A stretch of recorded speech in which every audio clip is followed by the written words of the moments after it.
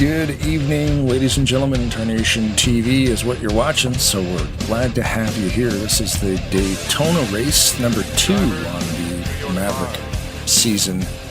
So yeah, we had, of course, the Fun Coast 500 is the big one that starts this off, and then the second Daytona race, we're starting the second half of the season. So race number 14.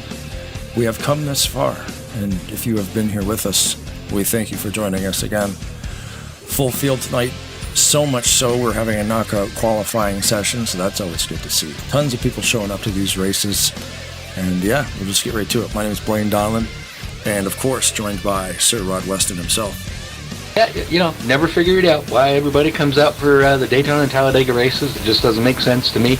Actually, it does, because I'm starting to race it a little bit more and getting a little better at it and kind of enjoying it, so I do get it, but they bring them out there. But Josh Mercurial, still our points leader, lost it a couple weeks back to Nick Gunther, but yeah, he managed to get it back. We do know that Josh Mercurial has got at least one race coming up he's going to miss. Nick Gunther's got a couple of them. I think he missed one, I think it was last week or the week before. And Jonathan Peavy back sitting around there in third. Jack Merkel's working his way up there. He's in the fourth, and rounding out the top 5 is Paulo Vitor, who has at least one win this year. I think he's got 1 or 2 wins this year, but has been getting a lot of podiums, so he's been doing pretty good. Yeah, it's neat to see like the variety too. I know Mercurio has had a few wins. He's probably got everybody beat on the wins category, but tonight's going to be kind of neat. I mean, they run this season, I believe Ben was saying, is the last season where they will actually have Cup physics at the super speedways, because they've decided to switch it to the trucks. The truck physics, because they end up, being a little bit more draft happy, a little bit more exciting. It's hard to pass with Cup physics.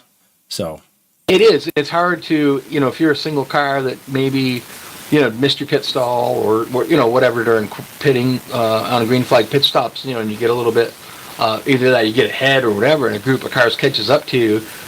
With the CTS physics, really, you get down behind them. Doesn't take but maybe about a half a lap, 3/4 of a lap. You're right back up to that guy in front of you. With the cup physics, when you get down, you want to be there and you want to just about clip his rear bumper. You want to get right to him, and you may still not catch him. And we've seen the cup with the truck physics. They get a little bit of damage. They can still be relatively competitive. A little bit of damage here with the cup physics is usually a death sentence for you. So, yeah, it'll be interesting to see how they handle that, and it'd be good to see them going to the truck physics for next year. That'll have much better Daytona and Talladega races. Yeah, we'd like to thank too, by the way, they're our sponsor for this evening's race, Silver Screens Media. This is why it is called the Silver Screens Media Firecracker 400. The name of tonight's event here at Daytona, Under the Lights, which is always cool. The second race is always dark. So custom graphics here done by Maverick on the infield. Of course, we got the Tarnation TV logo on there. I sometimes I got to remind myself, that's pretty neat that we've got our logo on stuff. And people like what we do. So thanks to Maverick for having us. Thanks to everybody for watching. Thanks to all the drivers. We got so many people tonight. Like I said, knockout qualifying, which means they lock in a portion of the field. Anybody else who wants to make that bottom half is going to have to go into a secondary server. Maverick has multiple race servers in case this happens, so they can run qualifying sessions over there, lock in who has to go home. They kick those guys out. They come back here, they qualify for real, and then we go green. So when you get that many bodies in a server at once. Looking at the chat there, we got Robert Spring. Of course, he says, "What's up, Tarnation TV fans? If anybody needs him to be slapped tonight, just say so." He's sitting in my living room right now. Last time I saw him out there, he was practicing, qualifying for Daytona for Thursday. I wonder why he beats me so much. The guy just keeps practicing. And then, of course, Austin LaPlante. He's not going to be here tonight. We got that news earlier from Benjamin that he is going to be out for the next few weeks. So he's got a substitute driver tonight, and if I got to look at to see who that was, it was Curry was his last name. I have to look it up to see what his first name is there. Hold on 1 second. Okay. That was Austin LaPlante? Yep, the 48. Wow. Okay. Yeah, we were over in Austin LaPlante country. What day was it that we went over? Like Saturday? we went over. I took Robert over to Loudon, so he could see what that was like. And I knew Austin doesn't live too far away from Loudon. He's closer to it than I am. So then we took him up to the White Mountains across the Kangamangas Highway, which is a pretty cool drive. And today we went down and got a brand new motor for the second cart, and I brought him to Monadnock, and I think that's a track you've heard, and it's a track that I've raced on for real. And he thought that was pretty cool. I was pretty surprised at how big the banking is down there. The Monadnock track in here is really cool. Yep, it looks pretty similar. Job putting it in the game here. It's always neat to see like an actual track that you can physically go to, especially in a little track like that. Yeah, making little it quarter mile in our 2003, you know. Little quarter mile bull ring, really. It's super high banked, and it's a lot of fun. The race car, one of the race cars that I work on, that's where they run that car. We've been busy for the last couple of weeks putting it back together after it decided to meet the wall off somebody's bumper, but it will be back up and running. We go over tomorrow night, as a matter of fact. I won't be over to ASR Racing. I will be over there finishing up the front body work. There, got most of the stuff done, but my buddy's just like, you coming over tomorrow, right? I'm like, yep. He goes, good, because I hate this. I can't figure out how to get this nose on, so I got to go over and help him get the body on it, but we'll get that done, and he'll be down there racing it this Saturday, actually. So we've been pretty busy for the last couple of weeks getting it ready after that crash. Oh, yeah, that's a shame, but yeah, that's cool. You be able to get it rolling again. You're just flying around the track. There's your flyby for this evening. Daytona under the lights. This track version is called Daytona 2014 Maverick Night. I believe it's a version of TR. I can't remember. These tracks all come from somewhere, but I mean, they're all based off the stock Daytona. I think the only one... Did BBMC rebuild it from the ground up? I can't remember. They might have worked off the stock Daytona and then just revamped revamped it to the roof. Because the BBMC version of Daytona looks very different, but I'm also curious if they just kept the track surface. Yeah.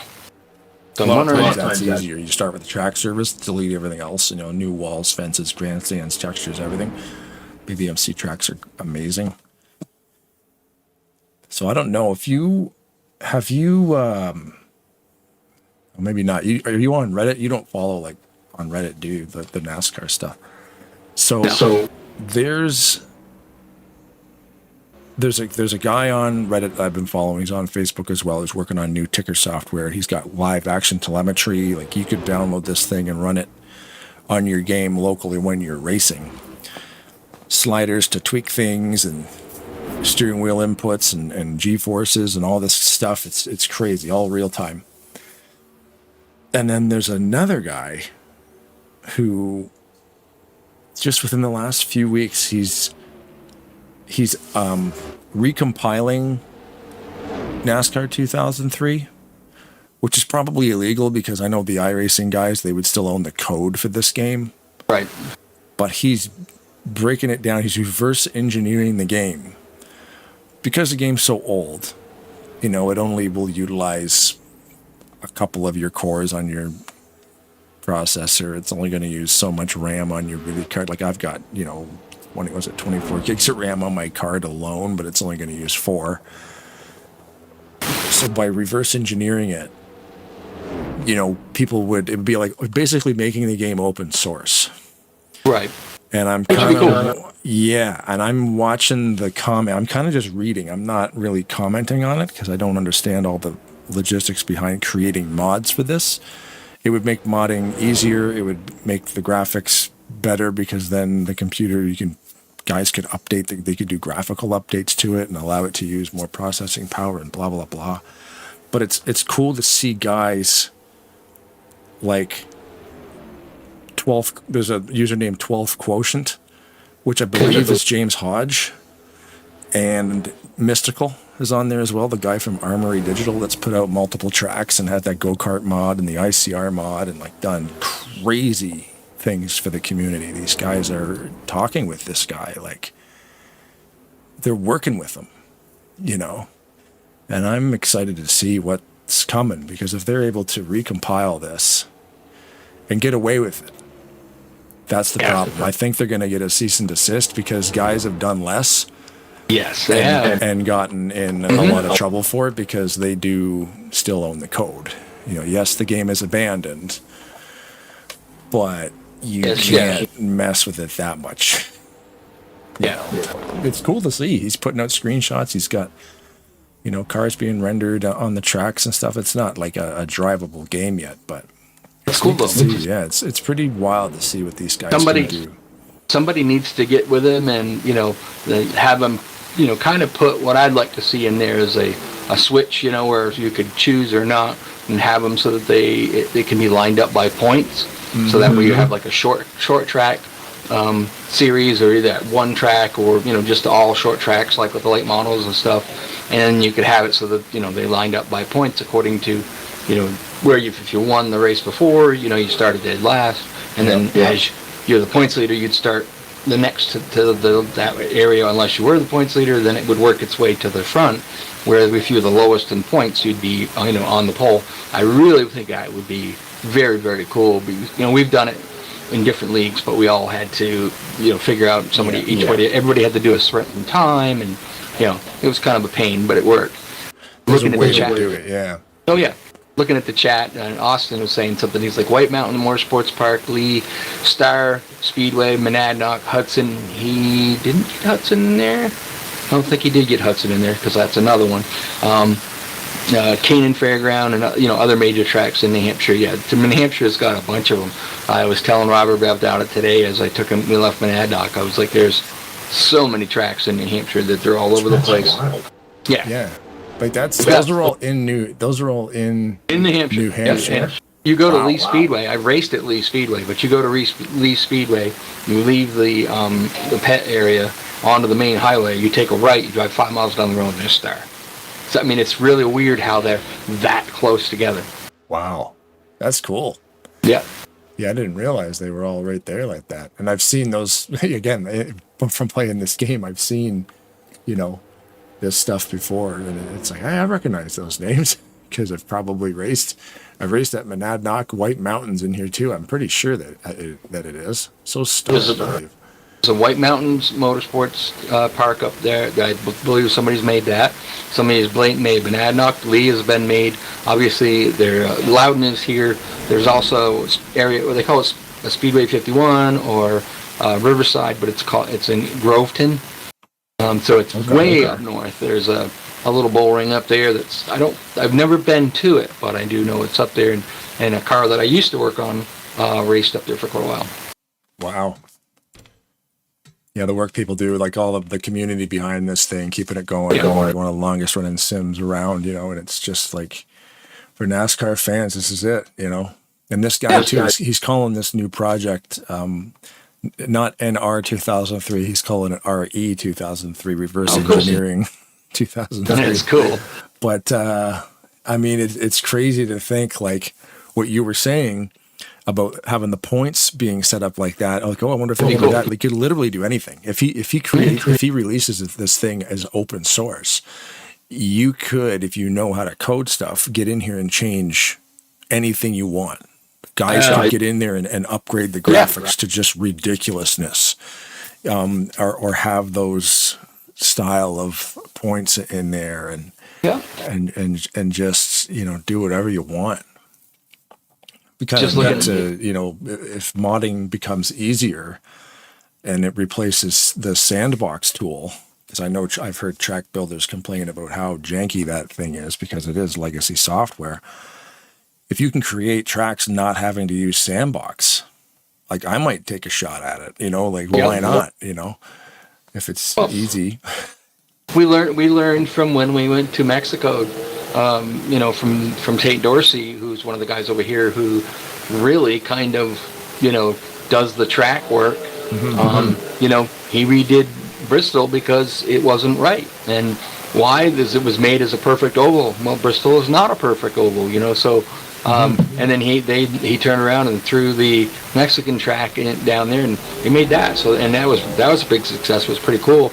Looking at, you just had it up there on the broadcast, the schedule, next week we're at Road America. They usually have a pretty good race there over here at Maverick. So it would be interesting to see how many drivers they get to show up for a road course like that. Yeah, the Road America is always a lot of fun. And then Indianapolis, and then Montreal. Like, there's some great tracks coming up, you know. And look at that, Richmond and then New Hampshire. Speak of the devil, there it is. Yep. And speak of the devil, and ye shall appear. But, yeah, some good races coming up. Watkins Glen's in there, of course. Atlanta, Talladega, of course. Got to go to Talladega and Daytona twice every season. Gateway, Martinsville, Phoenix, and Homestead to wrap it all up in mid-November. So, yeah, the 2026 schedule moves on. And I like that. I like that watching. schedule. I like the schedule ending at Homestead. To me, that's always, the way it should have gone. And Benjamin is very, he's a younger guy, but he's very locked into that old school, like traditional kind of Homestead's where it stops. Like he will never change that. Daytona's where it starts, Homestead's where it starts, and then, he follows a schedule, puts in some cool tracks like Mexico City and Montreal to mix it up a little bit. It's a fun schedule. It's a good schedule, solid. We were talking about Tate Dorsey, and of course he just put up there, Tate is the off-track admin tonight. So he's sitting up in the booth and going to be handing out the penalties or clearing the penalties, all depending on what he sees. Yeah, no pressure. No pressure. I mean, it's tough to do that, man. Some guys it works out really good. Anybody on a power trip, it's perfect. Yeah, you're throwing the hammer. That's not Tate, but you know what I mean. I'm saying. And you can see our schedule coming up there too, which was that button. Rolling Thunder Gaming on Thursday, and we go back to All-Star Racing with the Mountain Dew 200, sponsored by Ken Roberts, a 76-lap race. Well, why would you put that in there, Blaine? 76 laps. Every race has at ASR on Saturday nights now will have a sponsor. The sponsor gets to dictate the parameters like lap count. And wow. I'm not sure about the pit frequency, but they're letting the sponsors kind of set because I looked at the schedule that Ken sent me. I'm like, that race has 76. The week after is a 66 lapper, then it's another 76, and then there's like a 54 lap race in there, or 56, whatever the next tick down would be. And I'm like, you're running different race lengths every week? They're like, yeah, it's up to the sponsor. I'm like, that's kind of neat. And it's all we're used to 60. Yeah, it's always we're used to 66. So yeah. Just as long as one of them don't pop in there and say, well, let's do 100% 500 lap race. That would be nuts. Because we'll still be there Sunday morning. Yeah. Unless cautions are off and realistic damage is on. Let's do 100 with realistic damage, cautions off, 100%. Dega. Let's see how that'll come. How that'll play out. That'll be hilarious. Yeah, it would. Smart money on the guy would be do my strategy, just go to the back and let them fools, run and destroy themselves and come out with a strong car at the end. But there again, if you're going to do that and you want to make it interesting, you also could play wreck the leader. So. Yep. Yeah, that would be like an SMO thing, the bash race. Don't give them guys any ideas, Blaine. No. They come up with some weird ones. So they're in qualifying right now, so we're going to see if we can grab Jonathan PV and bring him up. Cool.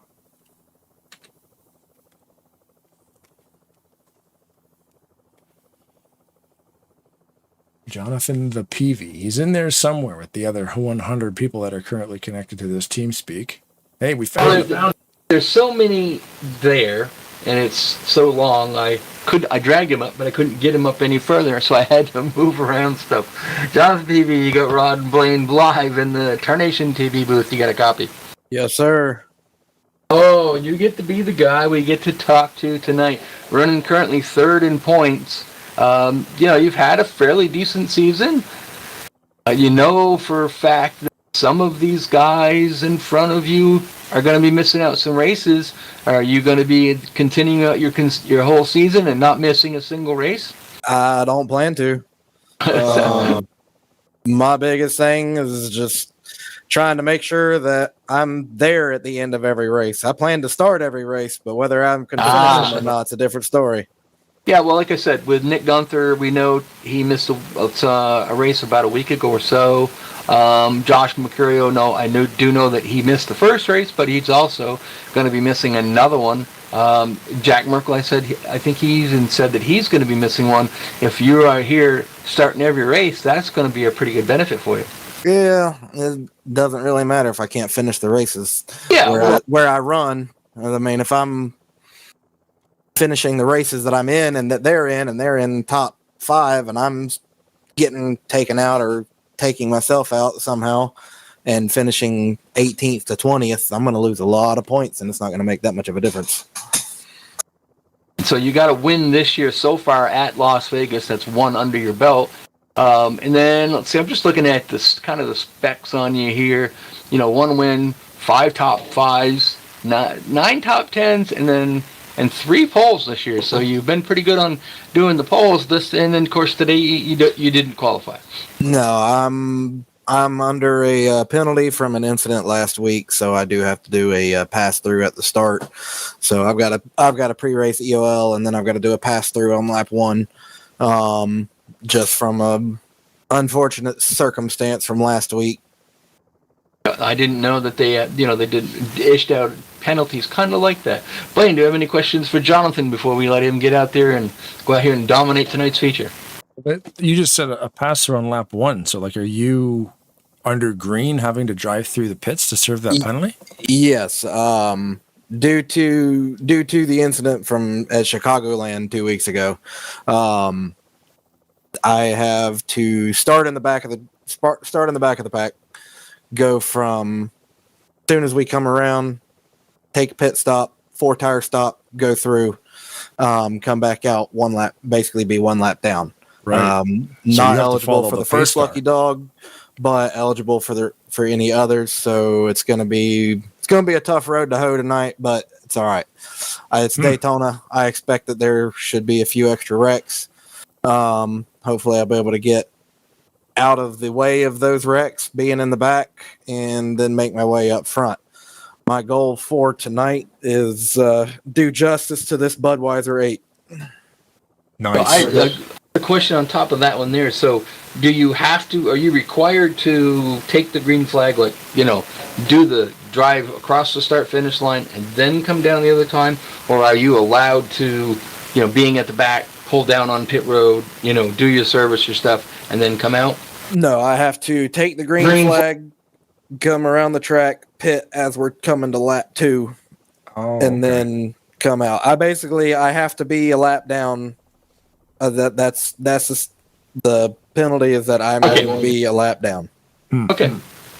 So it is what it is. I didn't agree with the penalty, but I'm not going to argue with the admins. I made my case as to why I shouldn't have a penalty. They lessened the penalty from a suspension to this, so I'm not gonna complain about it. It is what it is. I'll deal with it as it comes.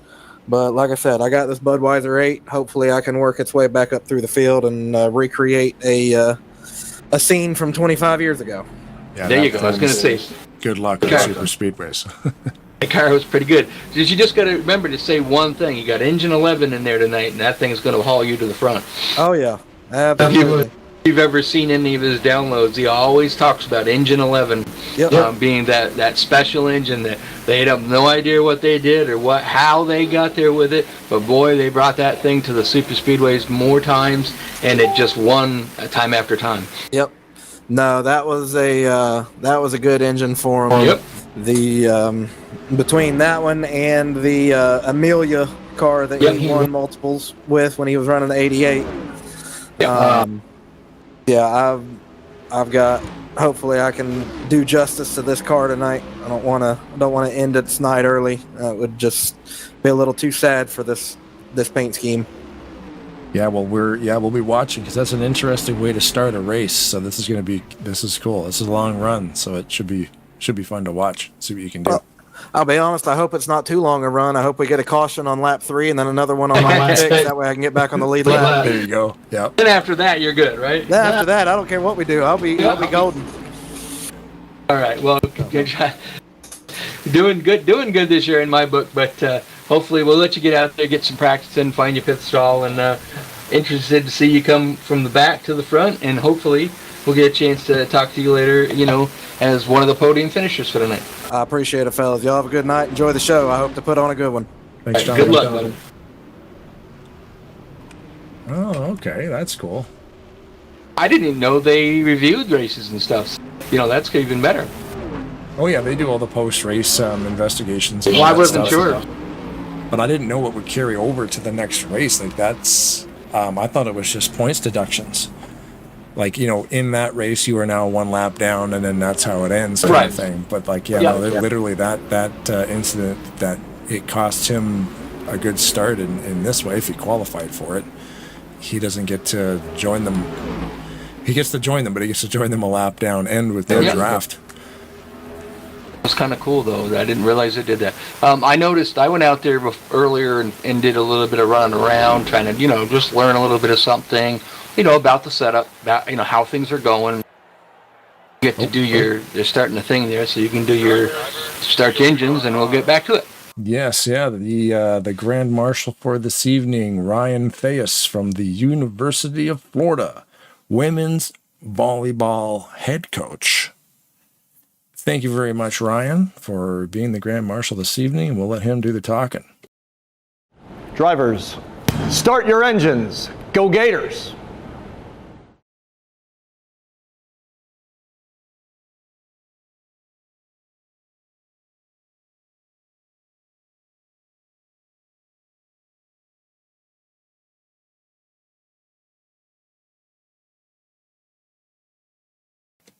Well, there we go. Thank you, Ryan.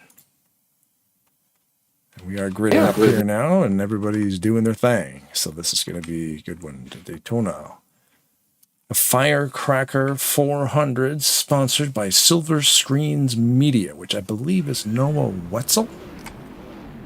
Could be, yeah. I believe it's Noah Wetzel. I believe that was who was sponsoring the race this evening. Well, we've got Michael Norman on the pole. We've got Paulo Vitor second. Joseph Landy Pavlon, we saw him run a good race there at Open Speedway last Monday and win in kind of dominating fashion. Did a very good job there. We got Keith Hughes. We always know Keith Hughes to run at the super speedways. We just can't convince him to run the road courses, so keep trying. And Zachary Hall starts fifth. Allison Rodrigo sixth. Josh Mercurio is going to be in the seventh. Eighth is going to be Medea. Am I saying it? You say it better than I do. Let me see. Medea. There's something like that. Medina, yeah. Medina. And then, of course, ninth is Carby Edwards. And then 10th is going to be Jake Couric subbing for Austin LaPlante tonight. Now we get to see if Jack Merkel, I think he qualified 11th. Now the question is, does he stay there or does he go to the back? Because that's another thing that we've seen him do. Sneaks to the back. He's a fan of doing that. And that was the bet last... that was part of the bet last year, which is not part of the bet this year. Good thing, too. He wasn't the biggest fan of that, but it was pretty wild how he made it work. It did. But he had a great year last year, too. So, I mean, that worked for him. He even actually tried that a little bit later just to try something different.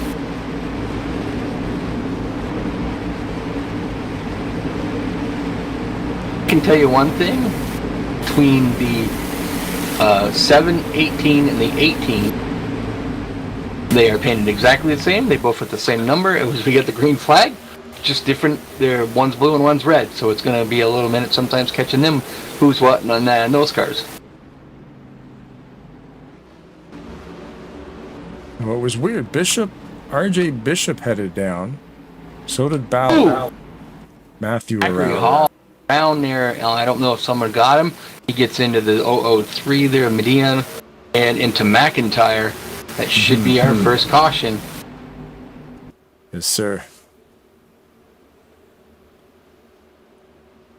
Yeah, there was a couple of little things going on back there. We'll just leave it in a live replay here. We'll go back and see what happened.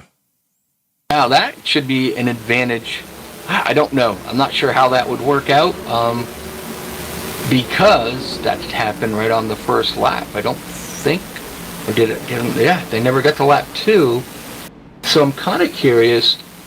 Does that allow PV to go down pit road and serve as penalty? He said, yeah, I wouldn't think the flag state would have anything to do with it. I think if he does what he's been told, Yep. going to lap 2, do your thing. Pits are closed. He might get a penalty for that. Should put him tail end the longest line. Mm-hmm. Oh yeah, Hall got a little bit squirrely in that corner there. Yeah, it looks like he did. I couldn't quite tell if he got any contact, but it looked like he got a little bit swirly there. Might have been an internet thing. I don't know. It looked like he didn't have any contact, but like one of those things where there's no contact, but then all of a sudden there's contact. That happens sometimes. The internet spikes just a little bit, but put the 003 hard into the wall there. Yeah. It's a parking lot out there now. Dust clouds for miles. Thanks, James Hodge, for the new dust. We can't see anything. He used to have real smoke, and I wished I could find that again. It might be a James Hodge thing. It looks pretty cool. It's way thicker. You can't see anything. Yeah, that's just it. And it makes it harder, but it makes it more realistic as well. Yeah, it looks really cool on the broadcast. People say, like, oh, man, your broadcast looks so good. I'm like, I'm not really, there's nothing really going on. I just update all the stuff, the sparks, the smoke, the skies, the textures, like, little stuff. So far, PV has stayed out, and I do take note that Jack Merkel did elect to go to the back of the field. So, he was right there with Jonathan PV. Of course, Merkel's going to be in front of them, where both of them requested or he got the end along this line penalty, so they had to go to the back. Obviously, Jack Merkel, being that he qualified, was going to be ahead of him, so he got it.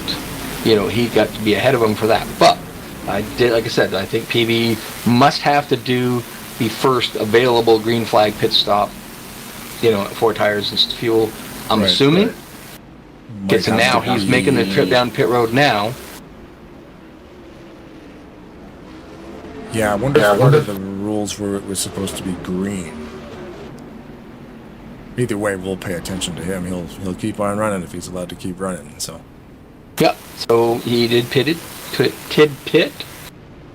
Didn't take tires, but that's But he's just. I don't know if he's just pitting, and I don't. I'm not sure how the rules are and what it is, but. I'm trying to remember what happened. It must have happened late in the race. Yeah. With him not enough time to serve a penalty, and it carried over to the start of this one. Either way, he's here, and he qualified his way in, so that's cool. Yep. Of course, no surprise. You see Sandoval. Somebody said super speedway? Well, your man's there. Yeah, exactly. He's pretty good at it, though, for the short period of time that this guy has been doing the online racing thing. And he does a lot more super speedways than other people, but he's gotten pretty darn good at the super speedway racing in the last 3 years or so that he's been running. I remember when we first met Ulysses over at Talladega Nights. I think Jeff found him somewhere, and just every night of the week he races, man. Just every night, and he got so good so fast. I remember the first time that he won, we were broadcasting it, so we got to interview him, and he couldn't even speak properly. That's how excited he was. Back green again. Michael Norman in the control car on the bottom. Paulo Vitor on the high side. Keith Hughes third. Paulo got a really good start, even better start than Norman did there, but no help behind him. Keith Hughes right on the rear bumper of Norman, and as nobody has gotten to that, that's Joseph Landy Pavlon back there. They didn't quite have a great start, and he's just barely getting to Paulo's rear bumper, and so that inside line really got away from him a little bit.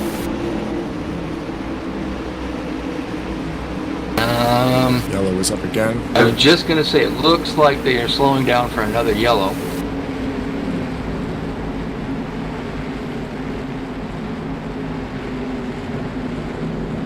Curious to see, what does this do for...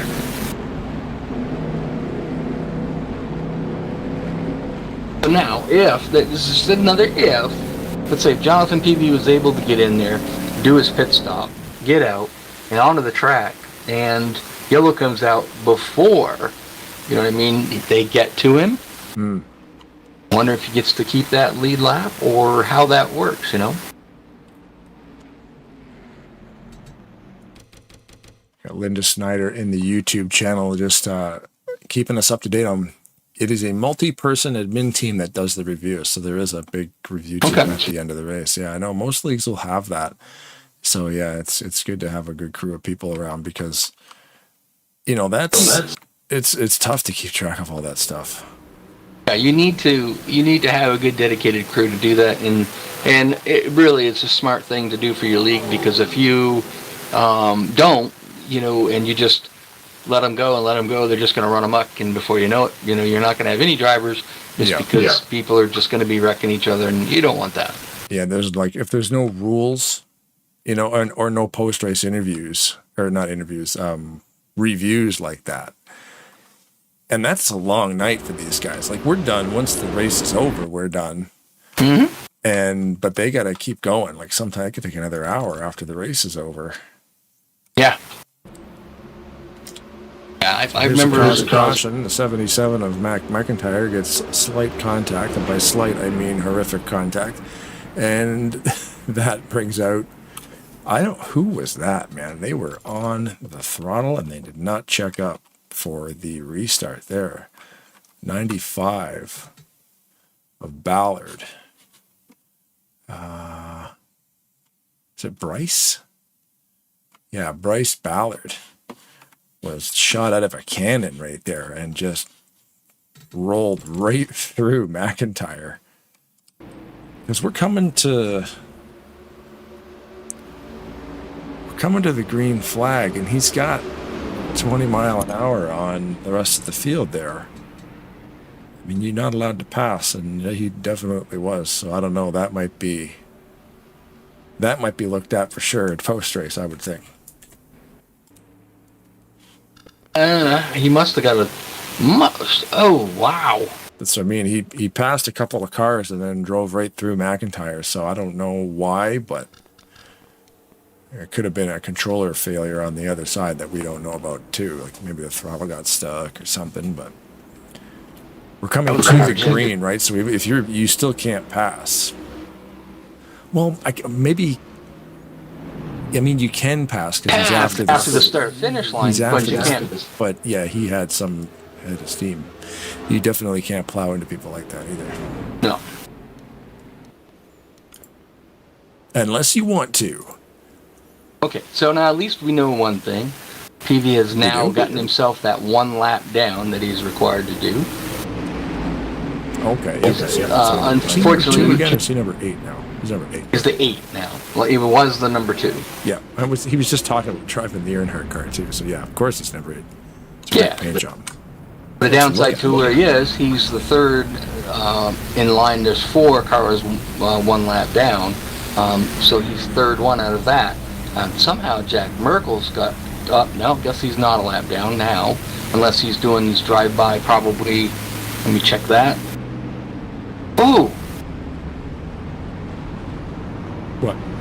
That was a big crash that just happened coming to the green.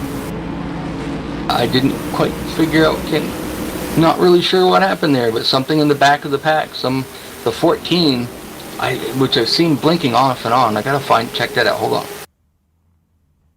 Yeah, give me a timestamp. We got 14 right now is on pit road. And that's Quimby. So, Darwin Quimby. Yeah, he's having internet issues because he keeps. Okay, so he disappeared, and then when he came back inside of Noah Hart, and then literally just destroyed Noah Hart's car. It wasn't that, it was that, when the 2 cars get hooked together. Yeah. It just destroyed the Noah Hart's car. Let's load up a replay here. Yeah, we can see Hart on one of my favorite paint schemes too. That Dairy Queen car looks awesome. Actually, I like the 14 NOS Energy one. That looks pretty cool, but... Yep. Well, we're not going to see that replay. We just had a game crash. We'll get back up to the front and see how things are going. Michael Norman's still out front out there. Allison Rodrigo's got there in the second spot. Great super speed racer. Paulo Vitor currently third, but Keith Hughes is trying to get that stolen away from him on the high side. He's got a little bit of help up there for looks like Joseph Landy Pavlon. Never heard of him. Never heard of him. Yeah, well, that's the guy that last year for a while we couldn't talk about because he complained that we never talked about him. So we stopped talking about him at all. Which led to us we don't stop talking about him. So we got what he wanted. That is Carby Edwards in the 92. I have to look because two Edwards is out there tonight. There's an Edward and an Edwards. I know it's Carby Edward.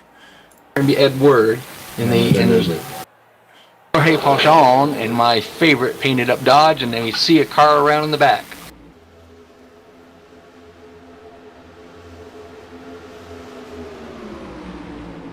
He might be down into a caution cooldown. Nope. Nope, not yet. Okay. I was curious because saw Mark Snyder around. I didn't see what happened. I just was kind of focused on a different car, and just off the screen I saw him go around. So let's see if we can find it. Put it in replay mode here. We'll follow the 27 in reverse. While that was all happening, I wasn't paying attention. Keith Hughes was able to go past Michael Norman, bringing Joseph Landy Pavlon with him, and got them two first and second. Michael Norman still third. Alison Rodrigo fourth. But we are 10 laps into this. We might see some cautions. We'll have to wait and see whether these guys up here, I know they can do probably about 22 laps-ish. Unless you're like the leader, it'd probably take a little bit more. We've run 10, plus we've run a few laps of caution under those. So, we know they could probably go to around lap 25 if they decided to do so. Sometimes they'll stay out like that just because it's a little safer to be out front. We're not in the middle of the hurricane. Yeah. Yeah, I couldn't get the replay because all the cars were loading. That was the issue there. I can take a gander at that to see what happened.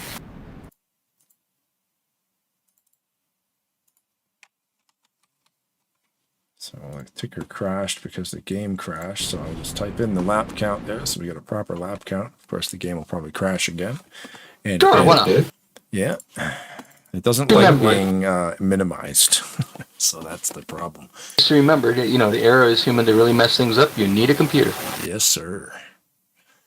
Yeah, the first crash is always the one that will just spawn game crashes now. I was just in a replay before rewinding and it crashed. So, I mean, it's weird. Sometimes... You just dropped. Yep. Sometimes... Oh, thank you. Sometimes I get into the game and we can run for a 3-hour race broadcast in the game and we'll have no issues. And then the very next day, it'll wipe itself out 6 times. It's just, old tech. Some days it just doesn't like the humidity or something. I don't know. But thanks for bearing with us. Technical difficulties, I'm sure. I like to have free cam. So that's another thing that needs to be running in the background. So looking back at that, it kind of looks like, I don't know if Mark had to lift for something, or, something happened a little bit where he didn't, but the 13 got into the back of him. But it didn't look like Mark had to really lift that much. I'm not sure, I can't see, but I couldn't tell their throttle marks and everything, but just a slight bit of contact got Mark turned around. Okay. Yeah, it was loading in right when all the cars were loading up when I reconnected. So it was a little bit of a mess. That's why I just didn't bother. And so far, the lead cars have not yet pitted. I don't think here, Nope, nobody's pitted until you get back to the 94 of Blake Warren. So all of the front-running cars pretty much have not pitted yet. With these cautions, we know that they can go quite a bit further than they would be if they were all running in green. So Hughes a little fake there. Oh, it looks like Bishop's going to go with Schneider's in there too. It's a 50-50 at the back. Usually when you get to the back, everybody's going to go anyway, just because what are you going to lose? Dylan living good.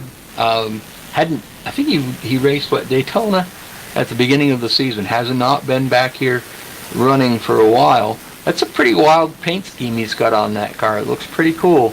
Dodge Charger out there. Got kind of a very, very colorful paint scheme on that. He actually hasn't raced since 2024. Okay. Here at Maverick. He's probably been racing, but he has returned to Maverick after 2 years. And yeah, Living Good has a good paint job. Yeah, so one thing I like it. There's his YouTube channel on front there. YouTube.com HVMP01. Haven't done it yet, just because we were kind of running around like a head with our chicken with our head cut off there for a little bit. But we like to tell you where everybody's came from. We have 23 drivers tonight from the United States, 8 from Brazil, 2 from Argentina, 2 from Colombia, 2 from Ecuador, 2 from Mexico, and 1 from Chile tonight. And the make and models of the cars that we have running tonight, there are 4 Dodges, 3 Chevrolets, 6 Fords, 6 Toyotas, 5 Lexuses, 4 Cadillacs, 3 Kias, and 1 Honda of Keith Hughes. I was going to ask you how many Hondas. It's only 1. If I ever get out here, it'll be 2. So then, of course, now we had a knockout qualifying tonight. There was 4 drivers that were forced to go home tonight. That was the 89 of Quinton Moore, the 25 of Carlos Martinez, the 52 of Alex Vegas, and the 37 of Victor Carina. They did not make the field, and so the pace car makes the trip down pit road. Keith Hughes, control car. Joseph Landy Pavlon has not been getting really, really good restarts tonight on that top group. I think that his teammate there in Harvey Edward is going to get to him before Michael Norman is going to get to Keith Hughes, so they might get that top line formed up a little bit quicker. The draft is so tough too with cup projects because you got that restrictor plate in there holding you back, and it's weird. This is like a quiet race, like the audio on a restrictor plate. Whoa! The 23 de Dillon just pushed his way up in front of Joseph Lovely Panelov. It was there may have been room, but by gosh, he made sure that he could make it in there. I wasn't surprised to see Keith Hughes and Michael Norman actually go to the high side to try to keep that momentum that was coming on the high side, but they didn't stay up there very long. And then of course now Michael Norman's trying to make a charge on the outside, but nobody behind him, so he's going to have to. Looks like we're slowing down again for another yellow. Yep, caution flag is out.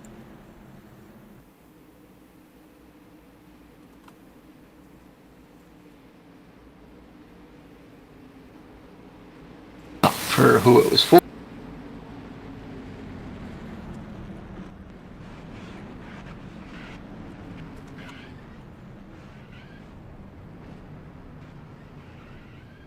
So I guess so far the pace car has led the most laps.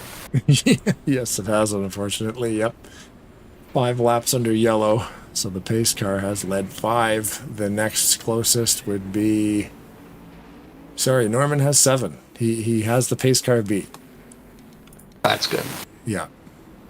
I don't know what was going on back there. It looks like Figueroa threw it into the grass, and then it came back out on the track and smashed everybody up.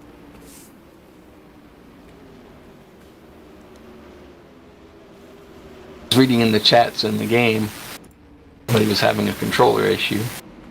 But it wasn't. It was the 51 that you saw, or I think it was 51 earlier that just kind of crashed in there. Austin, the plant, keeps putting up some funny stuff up there. Austin, it's pretty simple. You just need to tell him to focus. Yep.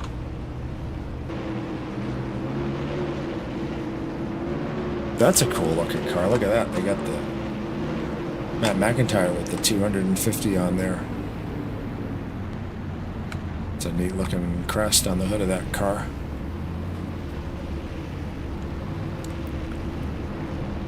The United States of America is old. So happy 4th of July, Americans. Yeah. Oh man, look at the wheels on this car. Okay, wait a second. This is awesome. I just noticed this. This is rad. Look at the wheels on that thing. God. Matthew McIntyre, you gosh darn ludicrous person, you. Look at this paint job. This thing's cool. That is wicked. You got Rodney Sullins with the steering wheels. Rodney, man, this guy's got you beat on rims. Those rims are It's awesome. really cool. Those are probably the coolest rims I've ever seen. I never thought of that. Every time I paint a car, it's just they're just green or white or whatever. I don't do art inside the rims. I've done them multiple colors, you know, They're running at full speed. They look Oh yeah, awesome. they look really cool. I'm just like, that's really neat. I was checking out the paint job, and then I noticed the rims were looked like Captain America's shield right there. Yeah, kind of sort of. Yeah, that's a good way of putting it. Yeah. That's a great job. That's a cool thing to do with the rims. I always thought I actually never pulled it off, but I was going to do like, even like a spiral, you know, like in Batman, like the Penguin's umbrella. He's hypnotizing people with the umbrella. Like, do that. That'd be cool. To drive everybody insane. So looking at it so far, the top three, that would be Keith Hughes, Michael Norman, and Dylan Livingood have yet to pit. Allison Agredo, who was right up there with them, did pit that time by and didn't lose any spots. So he's up there with, you know, probably maybe 10, 15 laps more fuel, or if not more. So this thing should go green. He may have potential be, you know, out there, and them guys have to pit under green flag conditions. That could hurt them. See, it's reporting Mercurio also has 0 pit stops, but he's in 30th right now. Fastest lap set so far is by the man, Ulysses Sandoval, with a 191.316. Okay, so Mercurio has pit. He's a lap down now. So yeah, we do have, after that reset, Livingood, Norman, Hughes, no pit stops, and JLP also has no pit stops. Everybody else has made one. Cars that have been retired from the race: Darwin Quimby, Danica Matthew, Iker Vera. Who else? Benjamin Snyder is out, and so is Josh Mercurio just retired. Okay. Yeah, because Mercurio is our points leader, right? Yeah. And he's also missed a race, and he's still leading in points. Yeah, and Nate Gunther's not here tonight again, so you know them guys. You know, at least Josh is going to get something for points, but he's not going to get as much. And Gunther not being here, let's see, Jonathan Peavy still 124 points back from Josh Mercurio, so he would, you know, probably have to win and lead the most laps, and he could maybe get himself up there to the points lead, but you know, he's just got to stay out of trouble tonight and finish well, and he'll do just fine. I think this is a good strategy by these guys not pitting, because they're seeing what's happening back there. Some of these guys on cold tires, you qualified near the front, and maybe you just want to stay up there. So, like, you know, take the chance and just don't pit until you absolutely have to. Because if people are going to have rough starts, you know, you're not getting wrecked out if you're at the front of the pack. Save a lot of gas, too. A little bit of trying to decide what lane they wanted up in the front there. Keith Hughes managed to get back out there up front. Michael Norman right behind him. Allison Rodrigo with the new tires, new fuel, and everything back there in the third spot. Dylan Livingood there fourth. 50. I go Carrillo, who's been pretty much running up there all night. But just that look back to see how Peavy was doing. He is in the 24th position, but he has got himself back on the lead lap. So he has served his penalty, and slowly but surely now he's going to work his way to the front.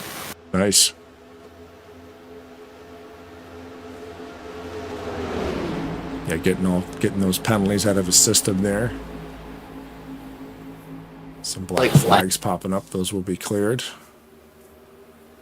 I was like, my house started to kind of shake for a minute. I didn't know what. Robert was out there jumping up and down. Helicopter just went over the top of the house. Shaking the house. It's pretty funny.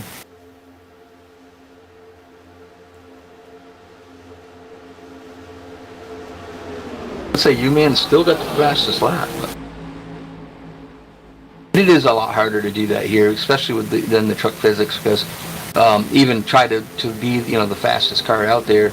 Once you get out away from that draft, you see Michael Norman trying to pull out on the outside of Keith Hughes, but nobody really went with him, and he's making it happen kind of sort of because Dylan moved up behind him. But oh god, oh wow, yeah, Jesus, he's just making decisions, And that's the thing too. It's such a long race. You gotta just kind of find a partner and stick with them really, and just start clicking laps off. We've talked about that before. Like just settle in, and just start getting rid of those laps. It's the issue too. Is like you get a head of steam on a guy. This is a super speedway. Sometimes you gotta maybe go for the pass, but. Do you lift and cause a stack up? I mean, if people aren't ready for the lift, it causes a wreck too. So it's a tough choice. Yeah, and watching the 23, we can tell that he's racing on the keyboard and making moves like that. That's pretty incredible because he probably running in the far chase mode, which gives him a lot more better line of sight to make moves like that. But boy, they're pretty darn close. I always bring up the input momentum setting for the keyboard. Some of these guys seem to have it set too low. Like you can see the 99. He's not causing any problems. Paulo Vitor is a great driver, but he can see the car's a little bit twitchy. I think it's because he's got his input momentum set a little bit too low when you're using buttons. It's a lot more instantaneous. You want to turn that up a bit so it smooths it out a bit more. The curve. Right? You want to see how somebody does it and does it right. You go. Oh gosh, now just because I was thinking of it and I can't remember his name. Cody, yeah, Cody Lamas. I mean, I don't know why, I just had a brain fart there, but Cody Lamas, you watch him, he races with the keyboard, and he's does an incredible job with it, even at short tracks and stuff, but he's not, it doesn't dart all over the place like some of these guys do. It's very, very smooth. And it is, I believe he's got his input momentum set right perfect for how he drives. And that's the thing. We're not saying these guys are bad drivers. Like Paulo Vitor's won races here. It's just a little bit twitchy sometimes because the momentum is set to be a little bit snappier. But I mean, he clearly it's not like he doesn't know that setting's there. That setting is there. So I mean, he's just comfortable driving. Lap 22, the 23 is just pulling down to pit road right now.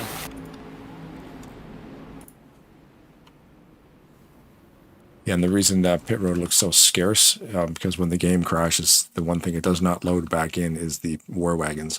So it's a very vacant-looking pit road right there. Red on the pit entrance means yellow on the track. Yeah, so there's yellow on the track, but Living Good got in there, yes, he got did. his pit stall, and got it done. I don't think he's going to get penalized for that. So what happens is if you enter a closed pit and you don't make it to your stall, you end up getting an end of longest line penalty. But if he got in there at the right time before that caution came out, it's quite possible if everybody else was to pit, he would come out as the leader. So he did. So you can see here is that light unit right there is controlling pit road being open or closed. But you can see here, that's Dylan there, coming in for his pit stop. Then there's a crash on the front straightaway, which you can see there. And then they pull the yellow out and close the pits. So you saw there too, the flag guy who's kind of stuck behind the concrete wall. You did see him pull the red flag out though. But they close the pits and pull out the yellow. Dylan, he's already on pit road, he's fine. He can get service. He did not enter a closed pit. He's on a closed pit, but he did not enter a closed pit. That's so cool. He's good to go. So that's going to be a good advantage for him because I'm thinking now we're coming in around lap, 23, 24. Right. Now. Anybody that hasn't pitted is going to have to. Yeah. So he's going to now in 28th position. He's being scored in 28th position right now. He might leapfrog a lot of these guys. We'll stay locked on to Living Good just to see. 28th position. Running wide open right now at 179 mile an hour. Keith Hughes is coming in. Allison Rodrigo, who had already pitted, stays out. Michael Norman's coming in. Paulo Vitor. Kirby Edward. Warren's coming in. Jack Merkel. Borello. Michael Figueroa. Uman is coming in. So Living Good jumped up to 12th, which is actually even higher than that because he's crossing the line on the track with guys that already crossed the line in pit lane. Interesting. I watched, there's a number of different strategies there. Some guys took no tires, some guys took 4 tires, so. Allison Rodrigo, he decided to stay out. Curious to see. Jack Merkel's says he's going to be in the 8th position, but we know that's going to change once they come around. So Allison Rodrigo staying out, is going to be the leader. It'll be interesting to see where everybody else comes out behind him. Yeah, after this gets cycled around a couple times, we'll get the ticker will start displaying a proper order. With the start-finish line being in the middle of pit road, you got cars on the track, cars in the pits that are clearly going to get passed that won't be reflected. So, we're so used to Talladega when if anybody comes in pits, it doesn't really matter. Okay, yeah, so it's not going to mess it up because the pits, the line is after. So I just got a note from Benjamin Snyder. They do not have caution cooldowns on the super speedways. That's pretty cool. I forgot about that. Is Allison Rodrigo faking? Or just wanting to get out? Yeah, nope, he's coming down pit road this time. As well as RJ Bishop is coming down as well.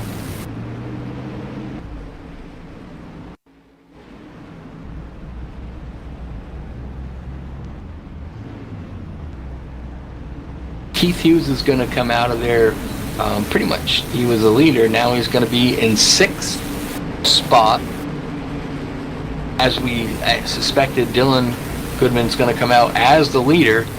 Timed that pit stop to perfection and got out there. Didn't get any penalties for pitting, into a closed pit because he was already in his pit box. So came out. Caution came out at the right time for him, and it's going to put him right out front. So from 28th to 1st, just because he went a little bit early, and yep, he will not get penalized because he was, like I said, he was on a closed pit, but he did not enter it closed, so that's a bonus. Yep. Sometimes you have to enter a closed pit depending on your fuel situation. I'm like, I've had that happen to me when I'm out there racing, and I'm like, I don't care if the pits are closed, I gotta go. Because I don't have a lap left. You got to go down, especially on a Talladega or a Daytona type of race where it's super speedway stuff. It's a long track. You think, I got one more lap left, and you don't. No, you don't. Long tow. I think last Thursday, I think it was the second green flag pit stop. I pitted, and I had about half a pound of fuel pressure coming down pit road. Wow. Okay. I went that extra lap, and I almost didn't make it. Yeah. It hurt a little bit because once I got on pit road, I was a little bit slower.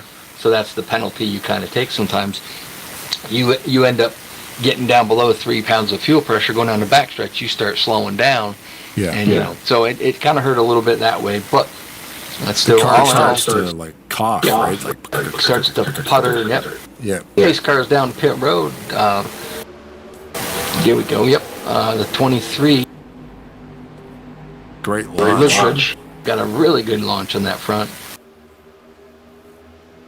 Edwards, I believe, on the outside of them there, looking at the noses of the cars. Some of them look kind of similar.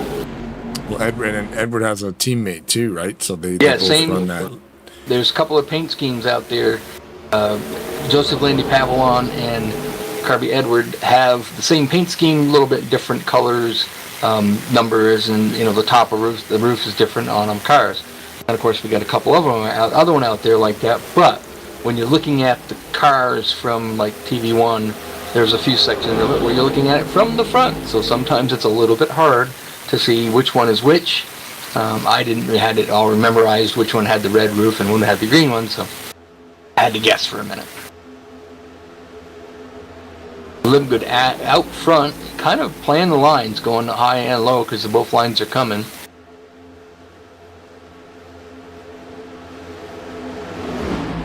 Yeah, they're both working pretty equally.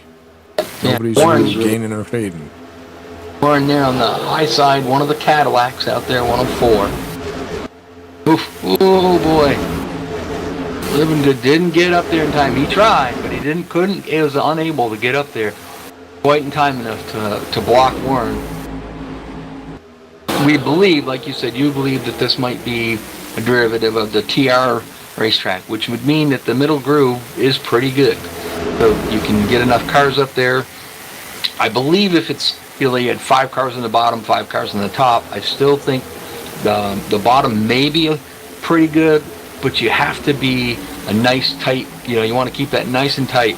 So you can see the high lines a little bit more, I'd say, formed up, although I see Kirby coming off the corners just a little bit outside of Warren. They need to keep that a little tighter, but you look at the bottom down there, Living Good doesn't get that, he's not keeping that line straight. So the cars behind him aren't tucked in behind him, and you can see the result of that. They're just going backwards. I was going to say, I was thinking that maybe the bottom line was going to be stronger, but I guess not. Well, I think it could be, but like I said, there's too much space. Yeah. There's too much space in the cars. They're not keeping a very good line down there. I believe that's Figueroa that just dropped down to the bottom. Yep. And so if he can get down there and they can kind of get in line behind him, they might be able to. Nothing against Living Good, just doesn't. He's not holding the line smooth enough to where they can keep that lower line working well. Paulo Vitor had enough of that bottom line. He says, "I'm going to the top." I love how these guys do this. They Jorge Pachon. Yep. Jorge Pachon goes to the bottom, and he jump around, and then of course Living Good's back on the top now. So guess you got to go where you're comfortable. If you're not comfortable with the bottom, you go to the high side. Or the momentum. You don't want to run someone over either, and that's why they might be making a lane change also. You can still see that upper line is formed a little bit tighter, but although Jorge Pachon, that he got to the bottom with Figueroa and Paulo Vitor, a minute ago he was at the bottom, then he was at the top. Now he's back at the bottom. And you've got Michael Norman behind them. They're starting to get that lower line kind of tightened up and figured out, and they're starting to work their way forward more. Yeah, we'll see if the crew that they got can, it's weird, the space between the cars. We're so used to super speedway racing with the CTS physics where they're pushing each other. Yeah. But here there's lots of space. And I wonder if that's the physics package or if that's just how they're just protecting themselves. Michael Norman decides, nope, that bottom move's not going, I'm going to the high side. As he does that, Jonathan Peavy down to the bottom side. So it's kind of cool. And Jonathan Peavy's got himself worked back all the way up to the top 10. So this could be a great points night for him if he can stay up there. Yeah, overcoming that penalty from last couple weeks ago, he was saying at Chicagoland. Coming in here, having to go a lap down. Forced to go a lap down on lap 2 with a full service pit. So not only was he going a lap down, he was also going a lap down and not having any drafting help. But with a couple of yellow flags, found his way back on the lead lap and got his way through all 40 or 35 other drivers. Or whatever it was. Yeah, it's full field, right? So yeah, like 40 other cars. Yep. We've dropped a few of them, but still, that's a pretty impressive run. Yeah. I guess if there's a track that you had to do that, I mean, I think I'd rather have that happen here. You know, especially if you predict or you think that, you know, we're going to have a few cautions, so you know you're going to have that opportunity. Just think if it happened at something like Martinsville, you know, you'd go 2 laps down, you know, just trying to do the pull in and do the pit stop under green flag conditions. Right. We're 3 wide back here. Yeah. I've kind of pushed Living Good up to the high side up there and out of that middle groove. Ooh, juice. He just lost it. I was gonna say it looked like something happened there. He lost it, but he's able to hold it on the wall to prevent a wreck. Yep, that's pretty good driving right there. Yeah, he lost a lot of spots, but he didn't cause. Yeah, how he held that thing from going right across the track. That's pretty awesome. Pretty impressive. I think Cody Lamas should sit down with these guys and give them a little bit of teaching on his settings. But then again, I don't know if Cody Lamas would want him to do that. He's pretty successful with his keyboard racing. And I wondered, like, maybe those guys have it set the way they like it. We can see that the input momentum slider is not, you know, set to be the smoothest transition when on a button press, but maybe that's how they like it.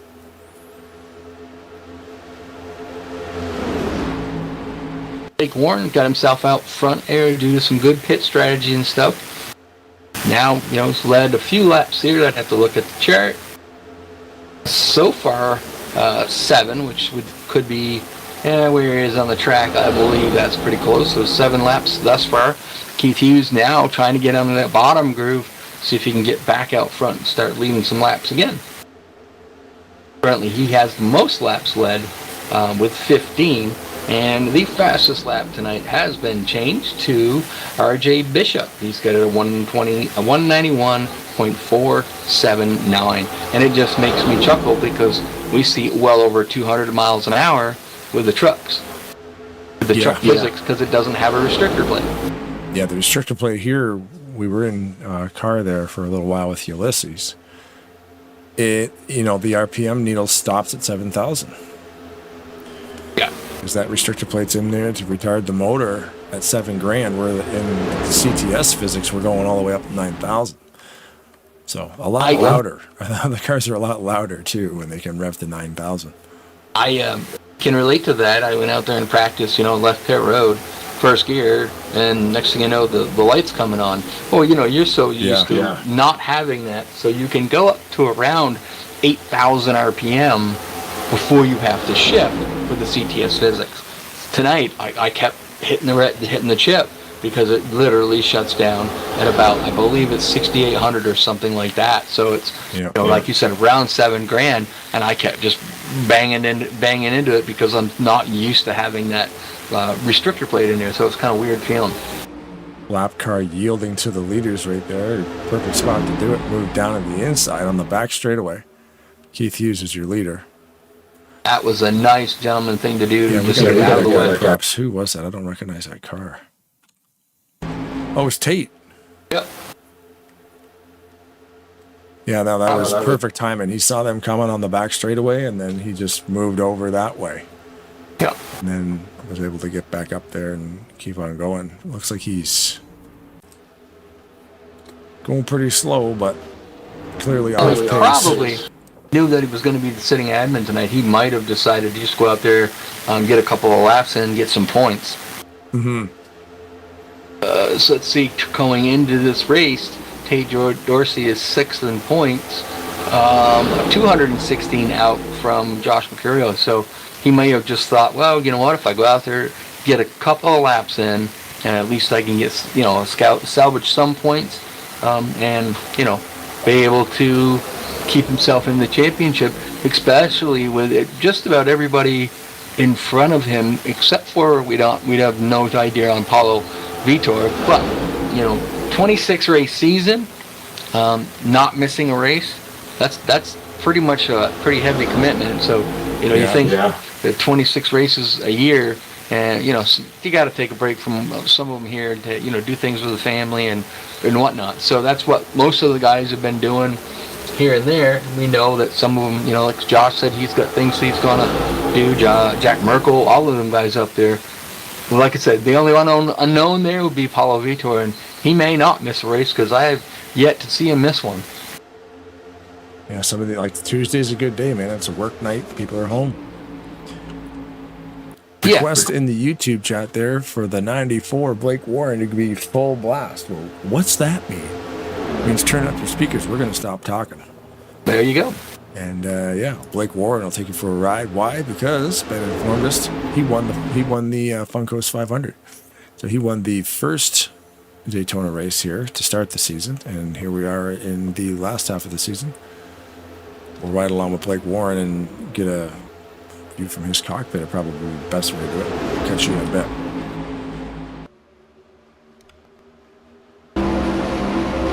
Perfect.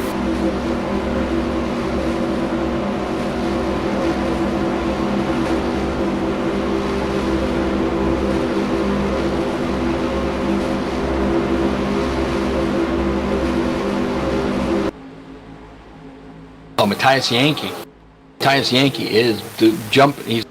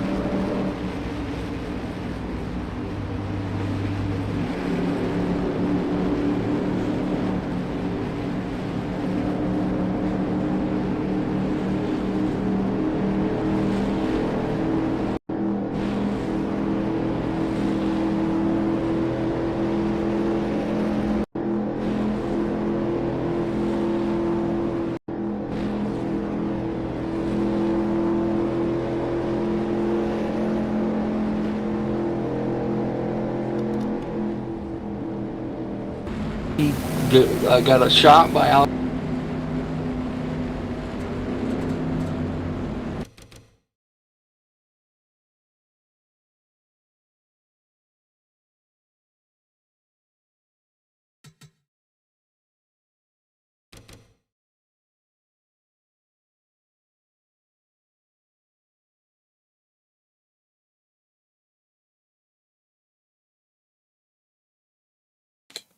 All right, there's the full blast, which unfortunately led into a caution. We're going to focus on PV here. We're looking at it like an awesome save by PV. Had that thing round and straightened out. I wouldn't be surprised. He'll have to go down to pit road, get 4 tires. They'll top it off from fuel right there while he's doing that, and possibly a change of underwear. But what a save right there. Yeah, great save. Didn't even scratch the paint. He did hit rubber, but yeah, he did hit Jorge Pachon a little bit there, so hopefully not that damage doesn't slow him down. As we talked about before, this isn't the CTS physics, so the cup physics, it may take a little bit more, and if you got a little bit of damage, there's a really good chance that could really hurt you. yeah, you need every last gasp out here.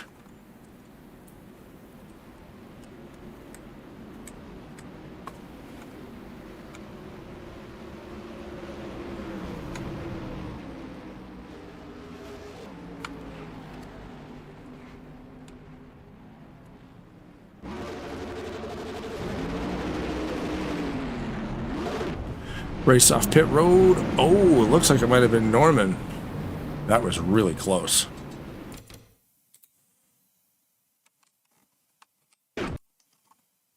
Super slow motion replay of the exit off pit road. I think it's going to be Norman.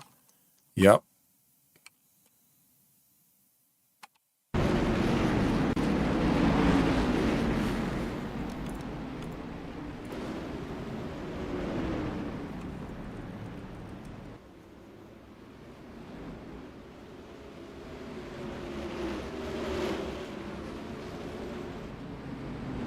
Oh, maybe. Oh, sorry. Yeah, there was some cars that stayed out. Gotcha. Okay. I was wondering, why is he in fifth? Because he came off in fifth. That's why. Fastest lap. See that little graphic on the right there? It's actually a tie. It's giving it to Bishop in the 91, but Jorge Pachon actually has the exact same lap. 47.037. Yeah, 47.037 for Bishop and Pachon. All right, sorry about that little delay. No problem. What? No, all of a sudden I'm sitting there trying to figure out. I couldn't get my mouse to move. Come to find out, my mouse died. It needed to be charged up, so I got it plugged into the computer, and now it's working. But I'm like, Oh, you have like a battery pack. Oh, you can charge it. It doesn't need batteries. It's just an internal battery. You can put it on a charger. Oh, yeah. Okay. So it lasts about 2 months or so. It's been a while since I've charged it, and I'm sitting there and I'm trying to talk and whatever and look around at the cars, and I'm like, oh crap. And I had to go find the cord for it. So sorry about that, but no it problem. covered me real well. Oh yeah. It looks like we got a bunch of lucky dogs that got around that time. Yeah. Got to get caught back. Torres, Lucas Garcia, Tate Dorsey's there as well. Matthias Yankee. Okay, we got Soros on pit road, right behind Lamas. There's Ulysses Sandoval, Curry, McIntyre. Tate Dorsey's taking a wave around. Tate Dorsey's taking the wave around, so that'll get him, move him to 4 laps down. Sorry. So he started a little late in the race. Was going to be the sitting admin. Decided, I guess, he wanted to come out and have a little bit of fun. So he needs 4 more cautions. We're only on lap 40 to be able to get him back up there. And it'd be hard for him to do because he's got the number 4 still 1 lap down. The 97 is 2. Garcia is 3, and then he's there in 4 laps down. So it might take him a little bit, but we'll just have to wait and see how the cautions fall, and you might be able to make something out of that. Oh, this is interesting. So Living Good's in the YouTube chat saying his game had crashed pre-race, which lost all of his settings, unfortunately. So that's so he's fighting settings that he's not used to right now. Yep, that makes sense. Make perfect sense, because with the keyboard racing, sometimes it's amazing how them guys do that. But if that is the case, for sure, that would definitely mess him up. We'll be subscribing to youtube.com/HVMP01. Do it. Yeah. You're 40 subscribers short. Oh, so the YouTube, I wonder if he's running that live. I mean, he might have like a cockpit. Yeah, like Sean Doxson usually does. Oh, he's in the YouTube chat. Just click on his name. At HVMP. Yeah, because Dodson will run a live stream from the cockpit while he's in the race. So will Zach Rogers. A couple of guys do it. I think Vitor might do it. Did Vitor? I think Vitor does it. There's a bunch of guys that will do that. They'll stream the race from the cockpit. We've done it one time where we actually brought the feed into the broadcast. I think it was Zach Rogers we did that with, where I was able to use the stream and put it on the screen while he was driving, which is kind of neat. An in-car view from other drivers. don't think that he's doing anything like that tonight. But that's cool. Carnby Edward, your race leader right now, but you can see Landy Pavlon, Paulo Vitor pushing Norman to the front. Blake Warren. Who else is up there? The 29 of Felipe Asinato, who hasn't been here in a while. Yep. I think it was, I believe he raced in the first Daytona, which would have been the Funkos 500, and race number 1 to start the season off. And then I think Rockingham, Ben was recalling that he may have also run Rockingham, but where'd he go? There he is. 29, Felipe Asinato. These guys are jockeying high, low, from the it's amazing. I still just amazes me how these guys do that. But I haven't the confidence in the super speedway racing that these guys do. But they're just how they change lanes on a whim like that and make it work. Yeah, Michael Norman out front now. Especially with the restrictor plates in place. Yeah. Like it's, well, Vitor with a huge move to prevent from running over Norman. Norman thought he made the right move to go to the top, and now he's getting left behind.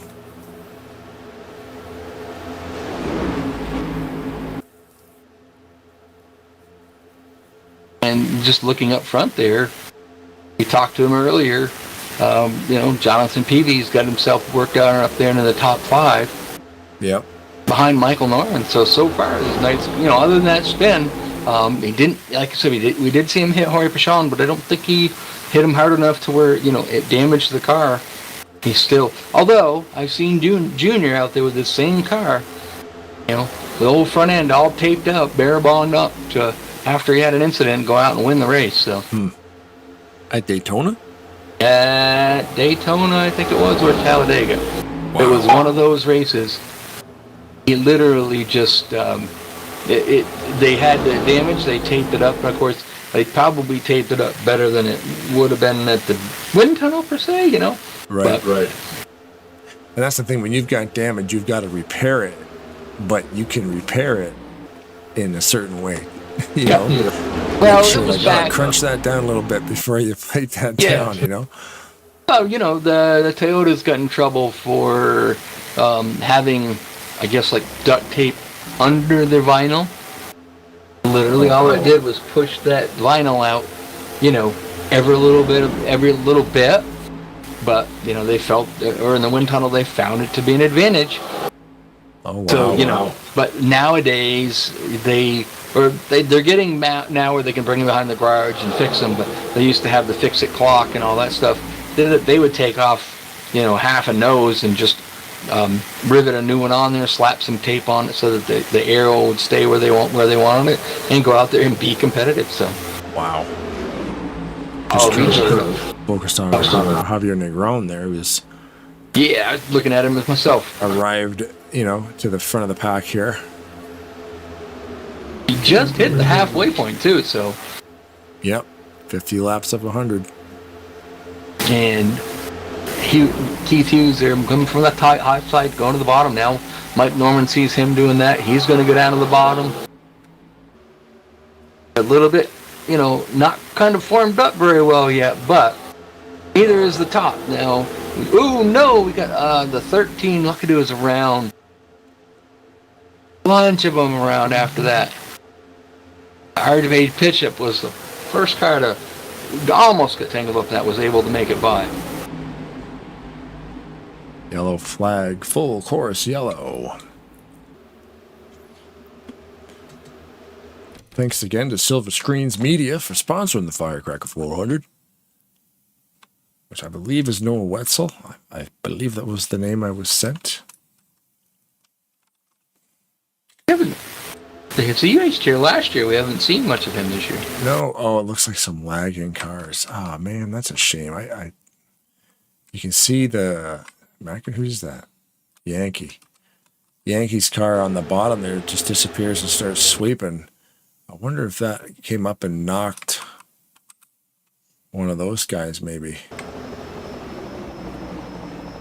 Yeah, that's exactly what happened. You can see that white car on the bottom starts to do the shimmy up and down, and then the 13 just goes around, and he's probably thinking, what just happened? Because that happened. The game couldn't figure out where that car was on the track, and tried to make an educated guess. And That's Matthias Yankee. And Matthias Yankee, yeah, it was the one that was lagging, unfortunately. Took the Jumped out. He dropped out earlier because of, dropped out during the race there from connection issues. So, So we probably have some more takers as far as pitting.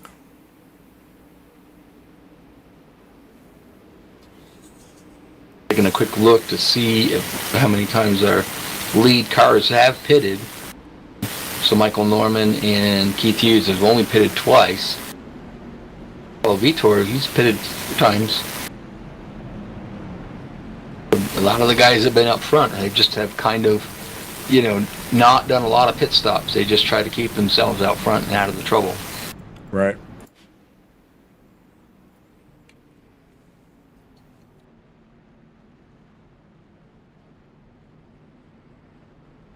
Just watching Jonathan Peavy to see where he comes out. Going to come out 3rd out of the cars that pitted. Michael Norman's going to be first off pit road, then Keith Hughes, then Jonathan Peavy, Paulo Vitor, and it looks like Carby Edward there, and going to be the 5th car to come off.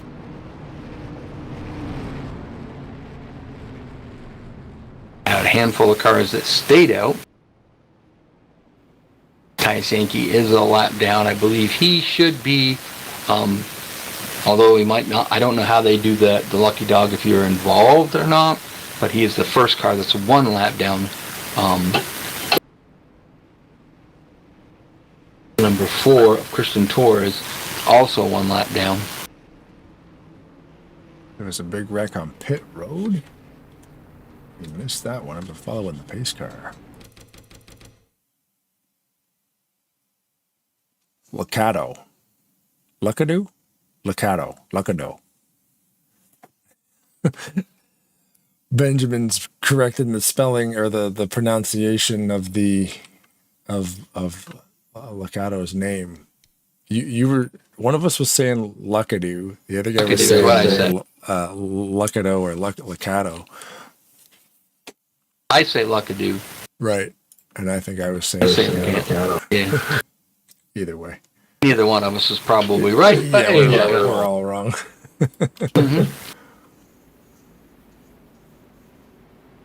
And then Living Good reported on YouTube there was a massive wreck on pit road, so we'll just watch here.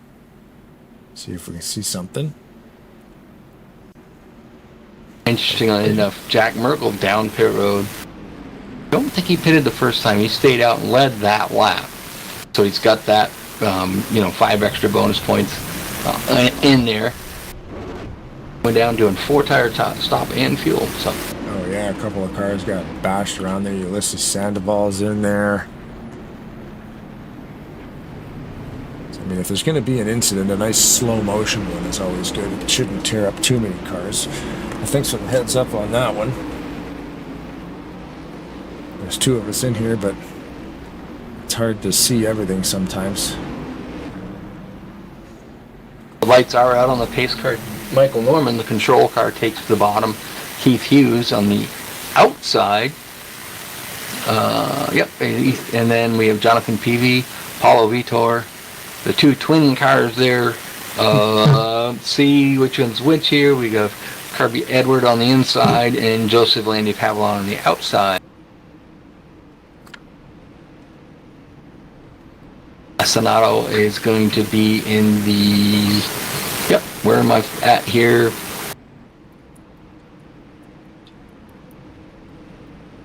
Oh, that's cool. 7th and 8th. That water was friggin' ice cubes.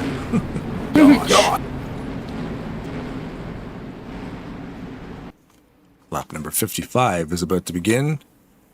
Thanks again, everybody, for watching, subscribing, And of course, to the Maverick Cup Series for showing interest in the Tarnation TV product and having us in here to call the entire season. So as always, we'll be back here next week at Road America, do some old school circuit racing, which is cool. Do I like that. Right tours. That's a cool. The race last year was pretty good. It was kind of interesting to watch. That's why I was looking forward to that one. What's that one turn that got that gigantic right hand? It's like a nice even turn, but then it tightens up. I always love that part of that track. Right before you go down that massive straightaway to the end. Yeah, I'm trying to think of what. I know it's probably got a name, but like there's that one. It's like a big right hand sweeper. But That's then carousel. Is it? Then it tightens up. So you got to be really like, you can't just kind of lock your speed and lock your wheel. You got to watch for that. The turn changes halfway through. It's cool. After the carousel, you come through the carousel, you got a little bit of a straight shot. You have a right-hander that you can, depending on the setup, you can do and run flat out, but you have to be cautious that you don't drop a wheel, because at that speed you'll go right out and bounce off the wall. You got a bit of a straightaway, and then it goes into what they call Canada Corner. Right, that's the one I'm thinking of. Yeah, the one before the straightaway that leads to Canada Corner. There's that tightens, that right-hander tightens up. Yep. It's a fun track. Does it tighten up or open up? I can't remember. It's like I said, it's it's kind of one of those, you're on the grass on the left side, you go down, catch the curb, come back out to the grass, and if you do it right, you can do it flat out. But it can be very dangerous if you do it wrong. Yeah, that's a fun one. I like that corner. Because it's like a high-speed corner that right on that edge of like, don't miss. Because if you miss... Smart driver just lifts just a little bit, just enough so that you can just that you're going to get through it. Crazy driver will just run it wide open. You can make a lot of time if you do, but if you drop off, you can lose a lot more. Yeah. Got Keith Hughes back out front. Paulo Vitor right there behind him. It looks like Pavillon's there in third. Bourne fourth. And Figueroa is in the fifth spot, and then Mike Norman on the high side there is the sixth car, but yeah, he still got that. It'd still be considered sixth there. Asanonato is trying to get, I said that wrong. Yeah, Azanato. Sorry. Felipe Azanato. Is working that inside line there. Been trying to, had enough of trying. You went to the high side. See if I can find him. He's in here somewhere. There he is. The 29, Felipe Asanato. The high line. Yeah, they're running the wall now. I was just going to say, this is, I can't remember what year it was, but if you remember, they built the car tomorrow, which is the first one that had the wing and all that stuff. But the basic thing, the idea and the premise of the car was the cockpit, trying to make it safer for the drivers. And then also in the, they want to try to make it so that all the nose is kind of blended. So you basically all had the same body. There was no differences in the bodies. It was just different stickers to put on the front. So, Chevy would have a Chevy sticker and, some sort of lights off a Chevy. They did that. Well, one of the things that they found out was they could do what they call tandem drafting. The bumpers matched up so well that you could just come in up behind them, and it looks like living good. Yeah, just spun around there on the back stretch, out of the way, so it may not cause a caution. But they found out that the bumpers matched up so well that you could do what they call tandem drafting, and that created its own new fun and new thing. You'd have two cars that were way faster. They'd hook up together, and then of course they would get too warm, and then they would switch. NASCAR didn't like that, so they made it where one race where you couldn't bump track. And so you see how these guys were all running around the high side?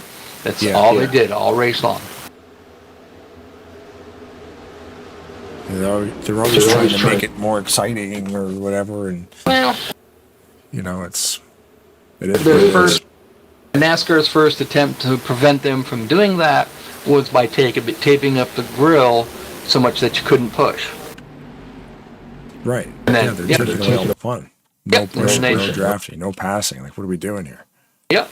And then they ended up people were blowing motors because they couldn't get out of sometimes you couldn't get out of the scenario we're in to cool a motor, and it was crazy. Yeah, right. Yellow back up.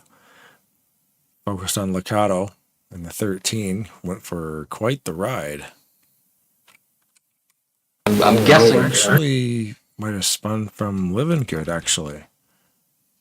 So we'll back all the way up. I saw Living Good going around off in the distance. So Yeah, so there's Living Good there. Almost saved it, lost control of it, smokes the inside wall. Not too hard.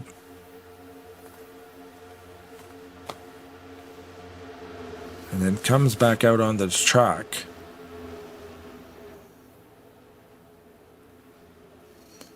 But came right across the front of a pack of 3. And it looks like that 13 of Andy Liccato went for a ride in the dirt.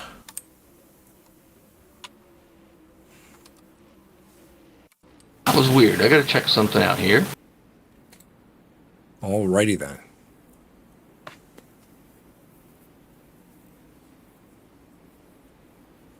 I was looking around, Blake Warren, just riding along in the thing, and I noticed, oh, wow. Something happened.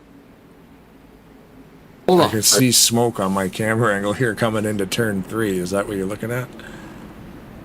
Well, there was a car.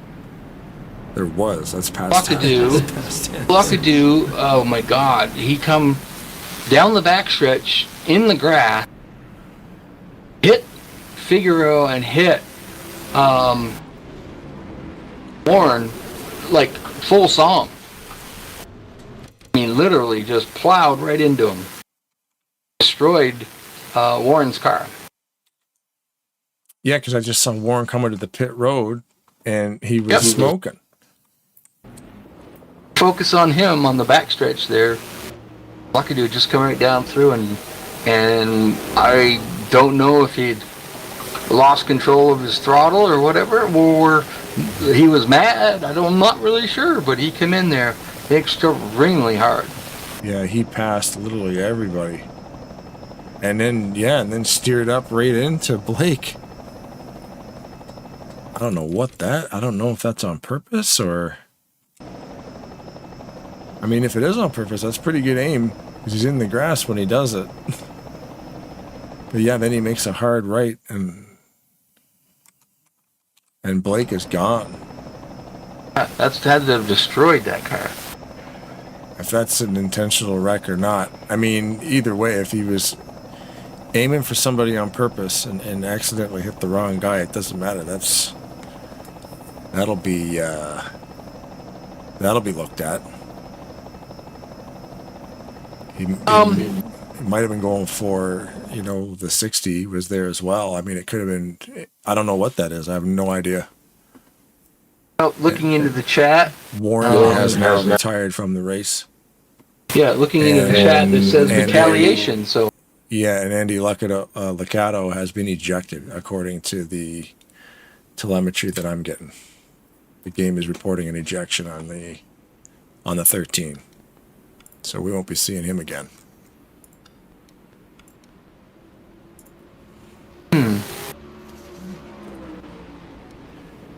Yeah, it definitely looked like a retaliation. A retaliation to what, though? I'm trying to think, like, what? Did he hit the right car? Because the 60 was right. He's going so fast in the dirt, and then makes that right hand turn to take out somebody. I just wonder if he hit the right guy. It doesn't matter. The race is over, but.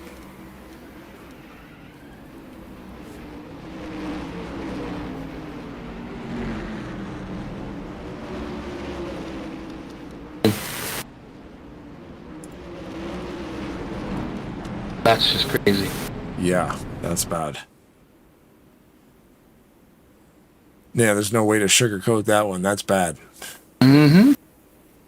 Yeah. So 13 ejected. Blake Warren forced to retire engine valve. So immediately it grenaded the motor on the 94. Could have sent the 94 through a whole bunch of other cars too, the speed that he hit them. Yeah. Lucky that wasn't way worse, and lucky that didn't end more drivers' race, you know? Yeah. He hit Figueroa too, pretty darn hard, but luckily for him, it just kind of shot him off to the side. But if Warren was the guy that he was after, he definitely got him. Yeah, he definitely did, yep. Yeah, Juan Figueroa. Was it Juan? No, it was Miguel, the 62, right? I think it was the 62. Yeah, 62, Miguel, yeah. Because there's two Figueroas. Yes. It was the 62. I know I'm and the one. pronouncing your guy's last name wrong, and I apologize. My Canadian tongue can't roll those R's as well as I'd like it to. So, new car up front, Moranis took the lead. Got stayed out, got to lead that lap. Nicholas, Moray. Moray? I wonder if he can hold that though, because you can see the deck lid on that, the trunk lid on that thing is completely smashed in. Able to lead a lap. Yeah.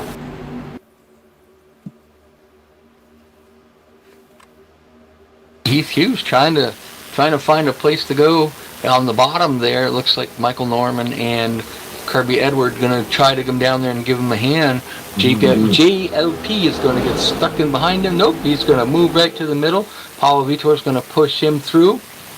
51 was able to lead the laps. Probably going to go back a little bit. That damage probably preventing him a little bit to keeping up to speed.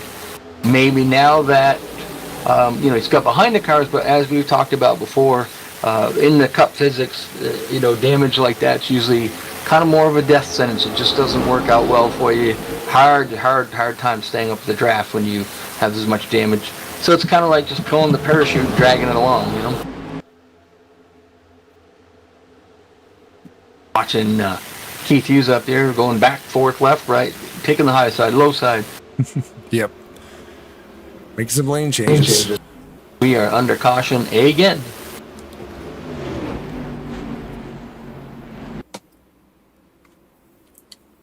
Back that up and see what happened here.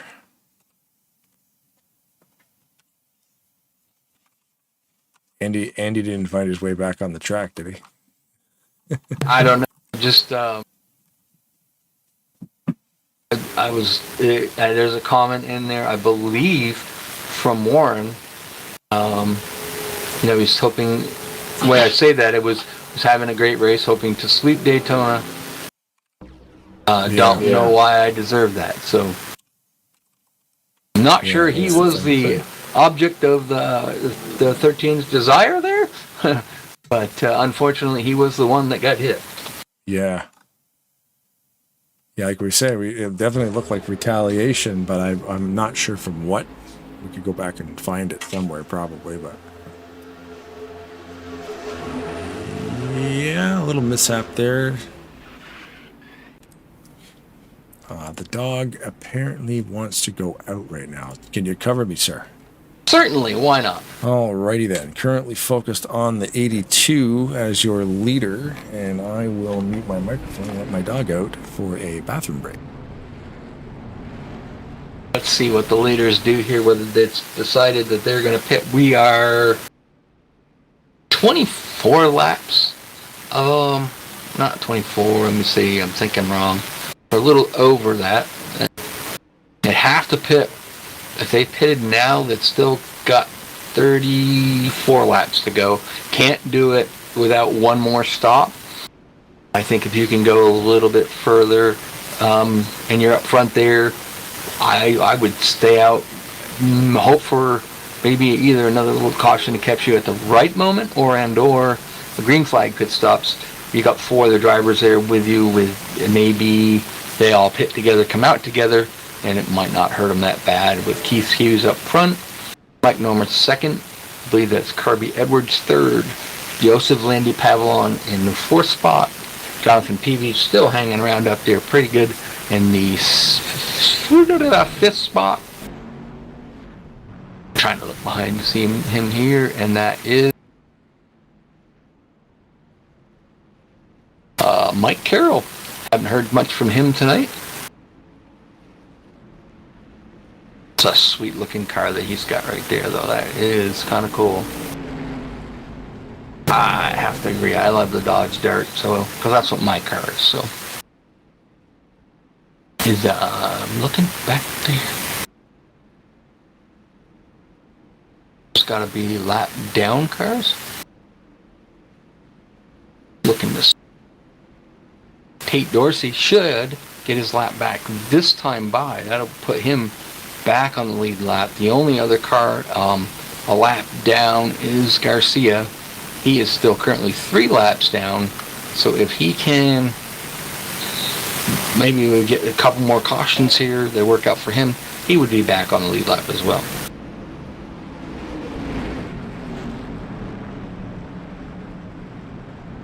The second time by with that, we're going to probably see Tate Dorsey pit, Garcia pit.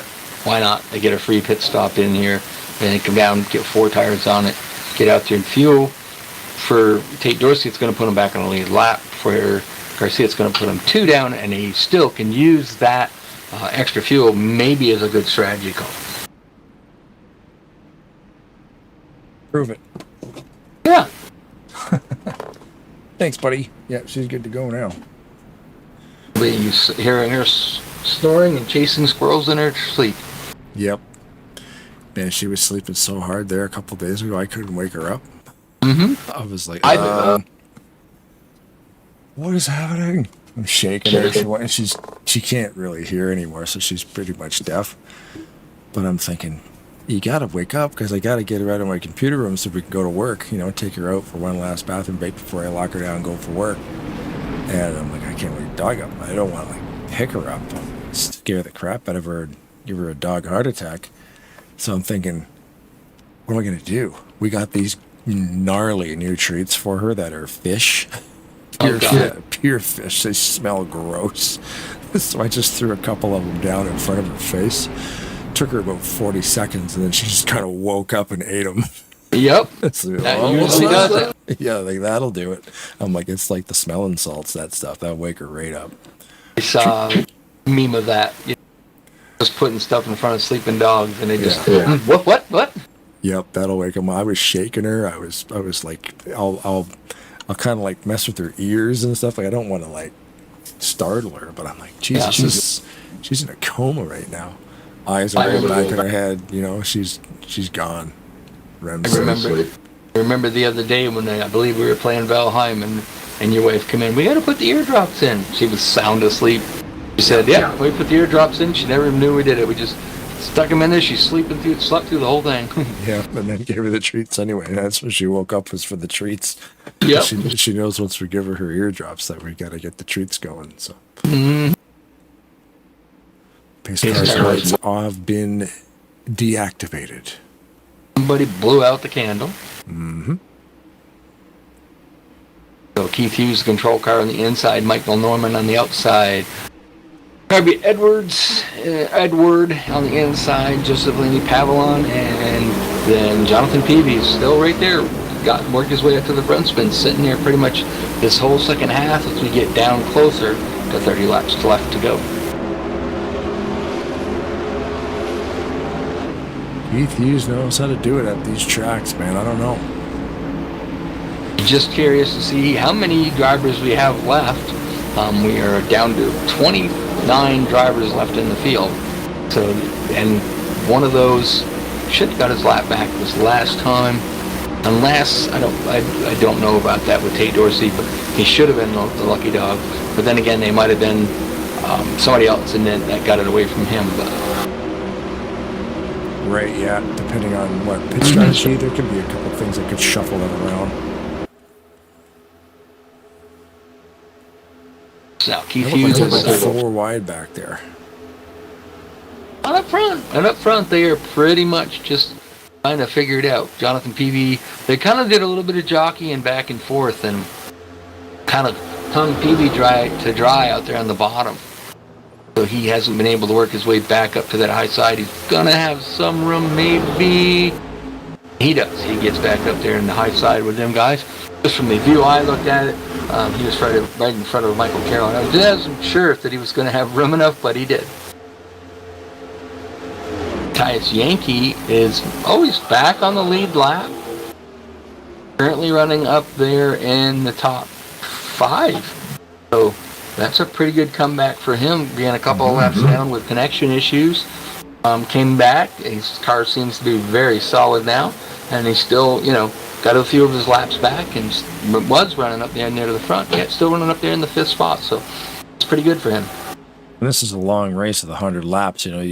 Stuff can go wrong, but like you said, if it's going wrong in the first half of the race, it's just stick it out. Yeah, we've seen some crazy stuff happen. We've seen instances where guys will say, "Okay, I'm done, whatever," and then just quit. And then in the same instance, the guy will just keep going. And then we've seen guys win the race in damaged cars. So it's just because you get wrecked early doesn't mean it's over. It's a long race, and crazy stuff can happen. Michael Norman was in the 2nd position behind Keith Hughes, had dropped back maybe a little and got that run pulled down to the bottom. But the only car there was really nobody down there. Tyus Yankee jumped down to the lower side with him and was giving him a shot, but I don't think it's going to stick until, well, it might. If you look back behind him, you got Allison Rodrigo, Paulo Vitor, and I can't say his name. I don't know why I keep... Asinato, that's it. Yep. Asinato coming down at the bottom, and if they get those 5 cars down the bottom tightened up a bit, they might be able to come up there and challenge for this lead. And they're staying with them. They're not losing, but they're not gaining. Yeah. They're gaining a little bit. They're getting a little bit tighter, a little more organized on that bottom. But I still think, Asinato just dropped off the back there. That's going to hurt that bottom line. Dropped off a lot. Dropped way off. Like I blinked and he's gone. What happened?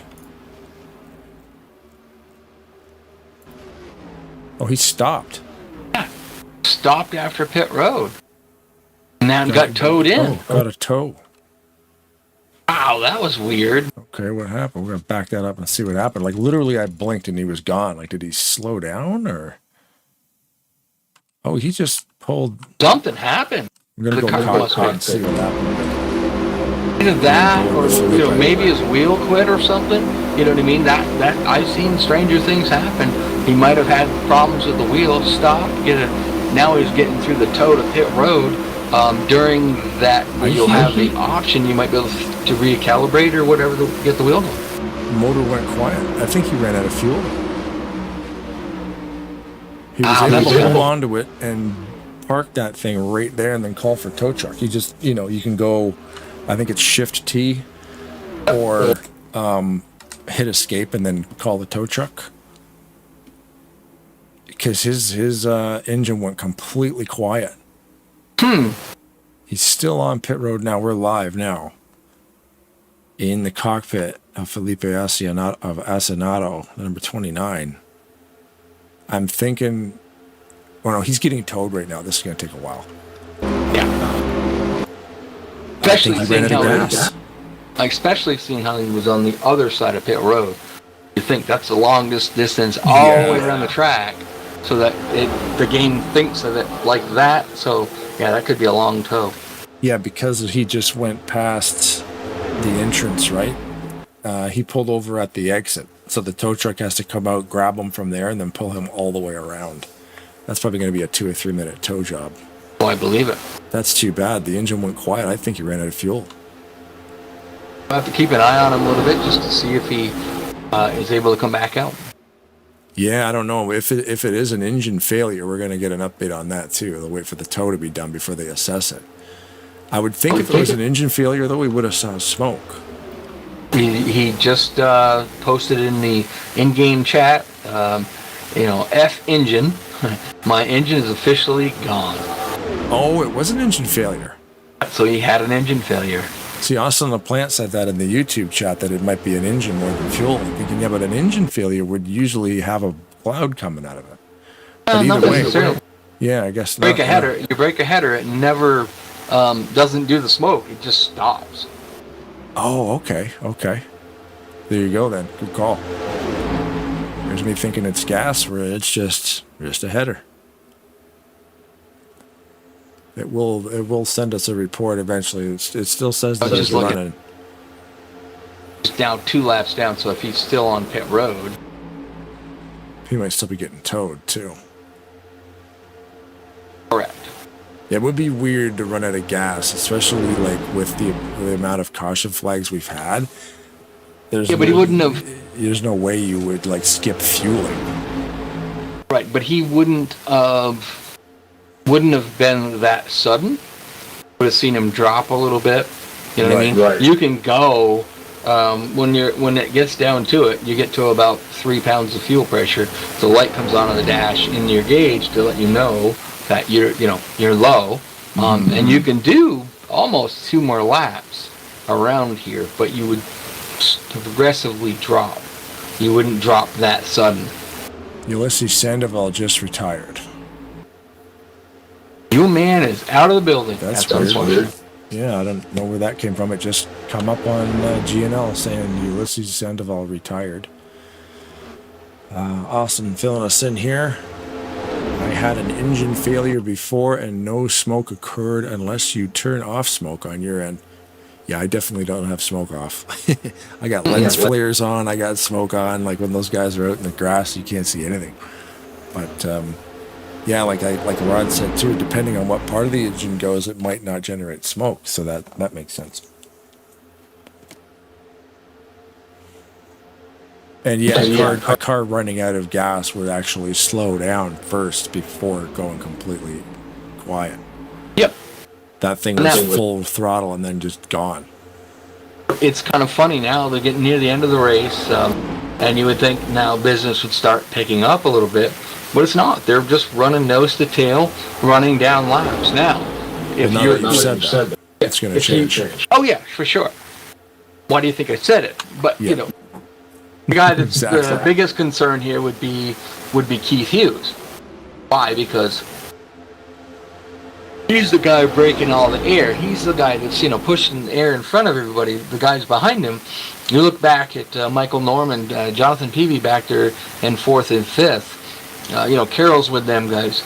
If they're just tucked right in there, they're probably not using as much throttle as anybody else that's, kind of in front of them. So they're just letting them guys kind of drag them along. They might see if they could make, save enough fuel to go further. Whether they can go the whole way, we don't believe so. But I don't think so, yeah. Although they do run 1X on super speedways. Well, if they're doing 1X, then I saw it. It says they can do 37 laps. Yes, that sounds like a 1X, yeah. They do that. I don't know. Could be close. We're down to 20 laps to go this time by, so. Yeah, just riding along with Keith Hughes here. I can see a gap there too. There's a second pack of Pablo Soares. Car number 17. So there's a gap there. You can see the gap back to Curry. These cars are not multiple laps down. What's he down? He's down 1 lap. Jack Curry in the 48. You can see Yep. Go ahead. No, you finish yours. Oh. I was just locked onto Curry and him and Pachon got tangled up. I don't know if that'll bring out a yellow. Noticing that, just the curiosity part of it is Jack Merkel has picked up the fastest lap at 191.8 for 6 miles an hour. Watching them, kind of seeing what they're doing. Right now running with Jonathan Peavy, they're only, looks like caution flag is coming out. They just started lifting. So I was trying to see whether or not everybody was into a kind of fuel saving mode, maybe? Maybe, yeah. They didn't really, it wasn't happening up front with Keith. So I don't know if any of the guys behind him were, but no one was really pushing. But we haven't seen a lot of that. The cup physics doesn't, like we talked about earlier, doesn't really do the pushing part well. No. It helps with the drafting, obviously. You're gaining speed, but it is funny how, it doesn't. Yeah, you were right. Felipe Azenato is out for engine header. Yeah.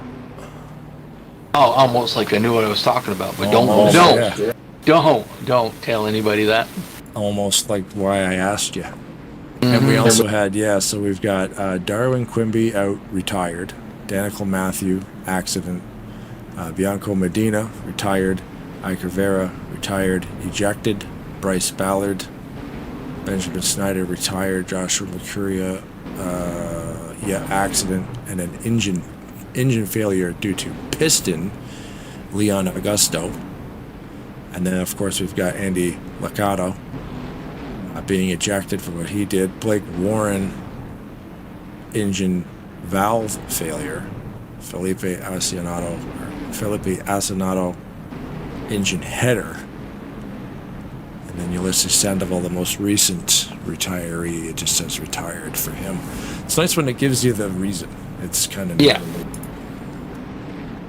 of course, this time by, that should be, I think it's going to be Torres and Tate Dorsey that'll be the lucky dog recipients. That'll get them to on the lead lap, and then we only have two other cars after that that will not be on the lead lap but running there, and that is the 97. Now, here we go, trying to remember who that is. 97, Matthias Yankee. Matthias Yankee, I should have known that one, and Garcia in the 502. Ooh, that was close. Just happened to be watching Jonathan Peavy come off the pit road. Looks like no tires fuel only for him. I'm not sure about Keith Hughes, but Jonathan Peavy came out off pit road, second place. That's our in-race reporter we talked to tonight. Currently, right now, third in points, and I believe no Nick Gunther here tonight. That's going to move him into second. Don't believe he'll make enough tonight, but he's doing what he's got to do. Second place right now. Should the race end right now, he'd be pretty darn close, if not the points leader leaving tonight. Did you want to grab Peavy? We'll talk to him when he's out there. No, let's just aggravate him a little. Hold on. Jonathan Peavy, you got Rod Blaine live in the Tarnation TV booth. You got a copy? Yes, sir. Oh, you managed to serve your penalty, get out there, and been watching you off and on all night. Just progressively work your way up to the front. We're getting down to it now. Here you're starting second. Yeah, good night's going kind of pretty good so far. Yeah, it's been a battle. I've been down on power ever so slightly. It's not enough to make me be a hindrance, but it's not. I don't have enough power to really be able to bump and do what I need to do. So it's going to be interesting, to say the least. Yeah, we saw that incident earlier. Where I think it was Alison Rodrigo and you claimed you got together a little bit. That knocked you into Jorge Pachon, and I believe that's probably where you got the damage. A great Joey Chitwood job there of getting that thing spun around and headed forward, though. Yeah, actually, believe it or not, I got damaged not even from hitting him. I got it from backing it into the wall ever so slightly. I backed it into the wall on the second caution whenever the 95 ran out of skill coming to the green. He tried to Kyle Busch it because he was trying to get caught up, and he ended up plowing into the back of the field, and I backed into the fence, and that's where I lost my power. I didn't get any damage from hitting those other guys. Oh, cool. Not cool that you're out of power, but we can see the lights are off. We just wanted to see how your night was going. You guys can make it from here on field, correct?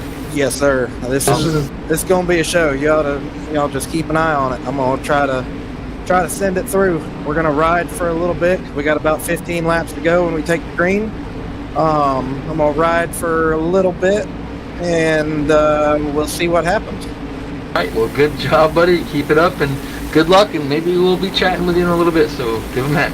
I hope so. Thank you, guys. Have fun, buddy. Oh, it will be fun. I love it.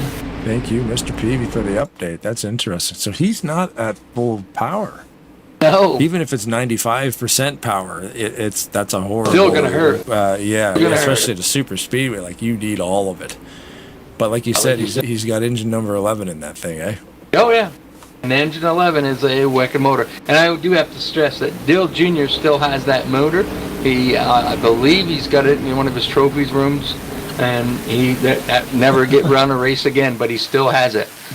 That's amazing, yeah. I mean, if that's the go-to powerhouse, then why not keep it, right? That's neat. It won him a lot of races, so. And I need that motor, and I'm going to put it in my museum. Mm-hmm. I think Why they gave it not? to him. They gave it to him. He won so many races with it. When it finally got to its point where it couldn't be used anymore, pace car makes the trip down pit road. Garillo is on the front row here, on second, I believe. I believe Keith Hughes was the control car and chose, or he may not have been, but he was on the high side. Keith Hughes got a much better start on that high side, getting a good push by Michael Norman. Peavy didn't waste any time to stay on that bottom side. He is up there in that high groove, trying to get up there, but the 50 is trying to stick his nose up and then is able to do so. Michael Norman, yeah. Gustavo Carrillo, PV Pavlon, Rodrigo, Bishop.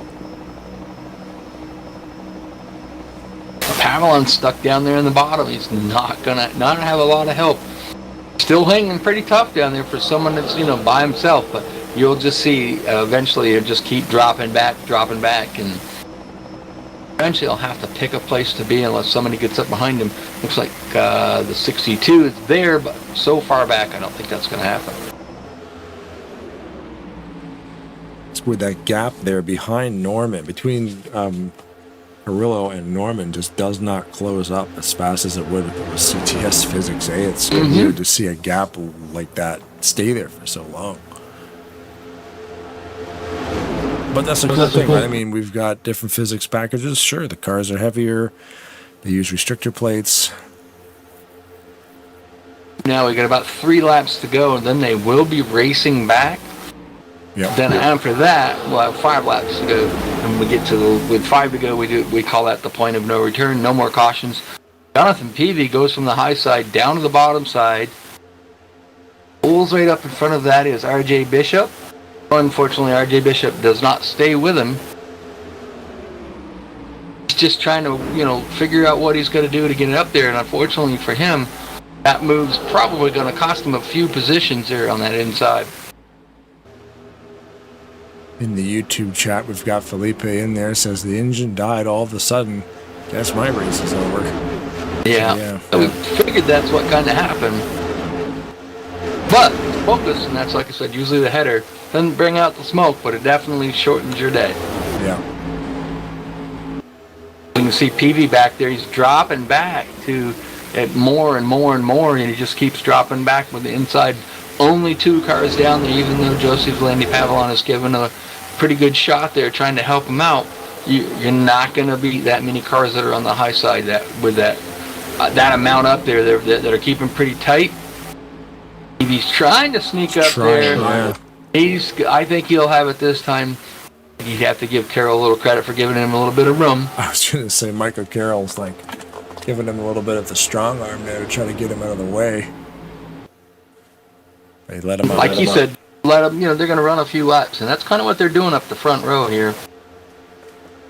Kind of running down the laps a little bit. Just check R.J. Bishop up there in the 5th place. We talked about a little bit tonight. He's kind of been up there a couple of times, but not really been up there much all through the night. So, just kind of been methodically working his way up there, probably using the right strategy and such. Now it's got him into the 5th position. Now he's just waiting to see what the guys in front of him are going to do. Just as I say that, what does he do? Not waiting for nothing. He goes to the bottom. Nobody goes with him.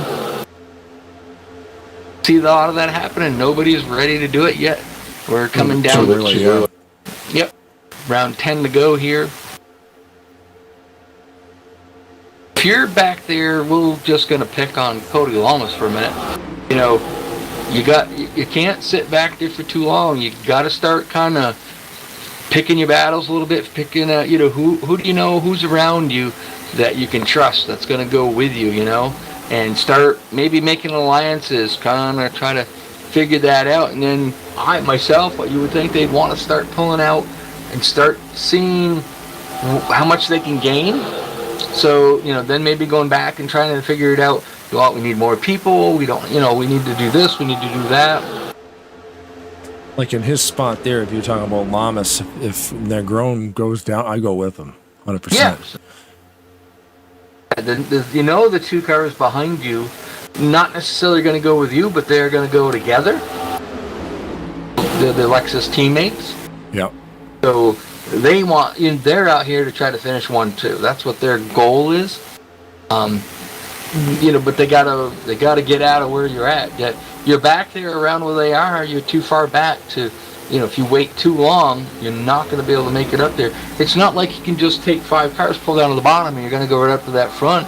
As soon as you pull out of that line, if you don't do it right, you're going to lose that momentum. Ooh, Carroll almost gets in the back of PV, has to make a quick abrupt move there to the bottom to not hit him. And going to lose some positions there because the door behind him closed up, and did have, I was going to say Living Good coming up behind him, but Living Good just dropped to the bottom. And we're going to have to talk to NASCAR on Living Good's car to see where he's hiding the NOS, because he pulled down there, hit that button, and he was ejected right up to the front there until, I guess, either the bottle ran dry or whatever. Now he's going backwards. Yeah, it's weird. It'll just seem to catch the draft in the right spot and launch you, and then you have no choice. You have to get out of the way because you can check up, or which could cause a stack up, and you don't want to run the guy over in front of you either. Or you take that momentum and just rock it out there. It does. Looks like they hit the NOS button and win. Yeah, but unfortunately, it's like a parachute. Just shortly after that, they pull the chute, and then you're done. So now we see RJ Bishop going down to the bottom. He's got Jack Merkel behind him, but they're still going to need a few more cars. Look like Javier Negron was trying to think about doing that. Joseph Landy Pavlon goes down with them. Now you're going to see the guys that they know they got to get up there, so they're starting to make a move in the bottom so they can get up there. It's separated that high side a little bit. Allison Rodrigo goes down to the bottom. Paulo Vitor follows him. Michael Norman drops down in there, so now we're getting to see him start to get a little bit of racy. You got Keith Hughes up there. I've got to help me out on the 50 there again.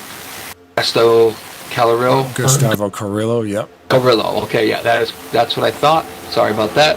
But they have separated Hughes and Calorillo a little bit, and that's going to hurt that outside line. As you can see, Michael Norman's going to take the lead on the bottom. That outside line is just going to kind of fade back until kind of the point where Javier Negron gets in there and starts hopefully can help them get the push going forward, but we're down to about 5 laps to go.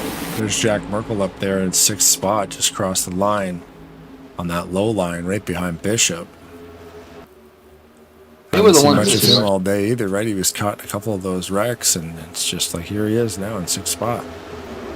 Those two are the ones that started that inside line and actually were making a little headway, which caused Paulo Vitor, Rodrigo, and Michael Norman to move to that bottom lane because they could see that's where the momentum was coming from. That high line right now, the 50's got to get a little bit tighter and in behind Keith Hughes if they're going to want to make that high line go. He can't keep putting his nose out off to the side there. Got to kind of stay tight to him.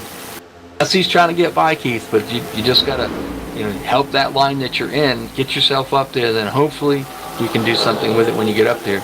And just a reminder too, we are within 5 laps to the finish at Maverick. They will not pull a yellow. The next flag you'll be seeing will be a white one. And we see Michael. Yeah, they're getting racy now. Yeah. Michael Norman is probably 80 to 90%. Oh no, Jack Merkel's around. Not going to bring out a yellow though. Nope. Not sure what happened there. I just saw Merkel's car sideways. Yeah, he spun around right there at about the 5th row and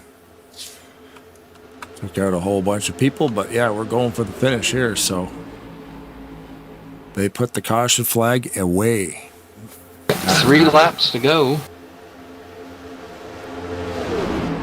You were saying about Norman probably 99% looking out that rearview mirror, trying to just drive from the back. Comes off the corner, looks up, car straight, I'm good, back in the rearview mirror. Soon as he sees anybody, like you can see Keith Hughes back there, kind of sort of making Allison Rodrigo's mirror a little bit busy, filling it up a little bit so that he's looking more at him than where he's going in the front, trying to just disrupt him a little bit, maybe getting him to think that I'm going low and he can, maybe he'll go down there, I can fake him out. This is the time when you start pulling all that kind of strategy. You gotta, get into the other driver's head to make him make mistakes so that you can get up there and hopefully win this thing. Laps led for Norman, 15. That'll be 16 right there. Keith Hughes has led 51. Wow, that's pretty good for this track. Yeah. Allison Rodrigo has 1 lead as well. So he was lucky enough to get 1. Bishop's got 1, Carrillo's got 1. So everybody seemed to get a lap that are up here now. Peavy has not led a lap. He's trying to the bottom. He's got Joseph Landy Pavlon coming with him, Tate Dorsey behind him. But, Javier Underground and Cody Almas did kind of sort of look like they were going down there. I think they decided that they're going to go to the high side in hopes that, wow, Jonathan Peavy pulls right up in front of the 50. That was, quick move up there. I didn't think he had room, but apparently he did. They're going to lap Mark Schneider here. He's going to stay right at the bottom of the yellow line, make sure that he's away from everybody and give them plenty of room. Good heads-up play there.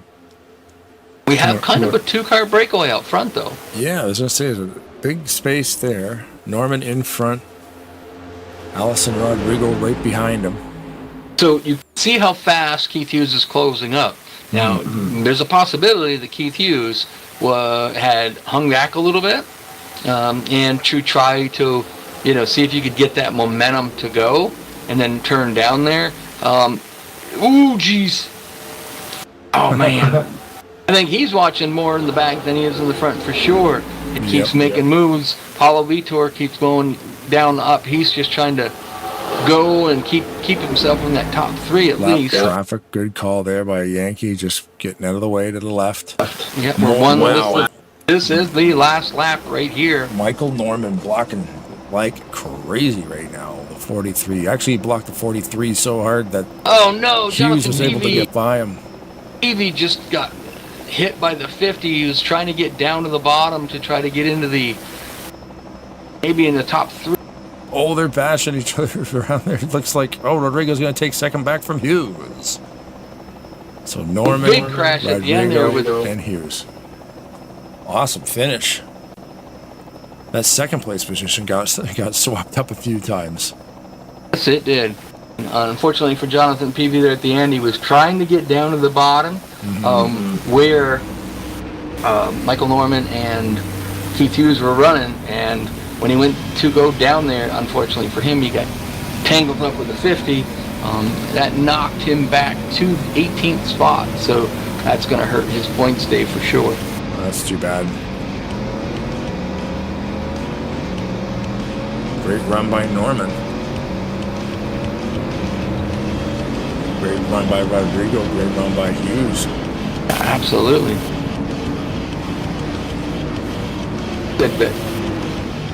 Norman won 15, 16 laps. 19. Norman gets 19 over the night. Yep. Rodrigo had 1 and so did Hughes. So. Everybody's giving him a little bit of help on his victory burnout down there. Yep.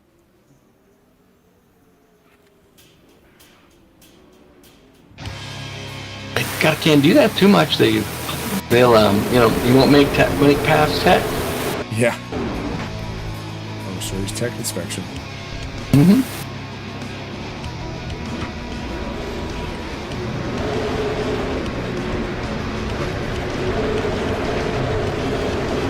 So Michael is.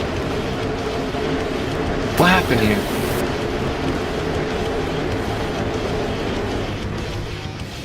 don't know what just happened. Can you hear me okay? Yes, I can. Alright, well, everything just disappeared on my screen. Oh, neat. Yeah, everything. Every single thing, ever. That TeamSpeak back. There we go. Now I can get it back. Alright, Michael Norman now is trying to find... Yeah, I just kind of had a little, a little bit of fun there for a second. He's trying to get into victory lane. They locked the door on him and wouldn't let him in, or what? There's invisible walls. Mm-hmm. It's like Duke Nukem 3D. There he goes. He just teleported through the grandstands. That works. Yeah, well, he found a way to get in there.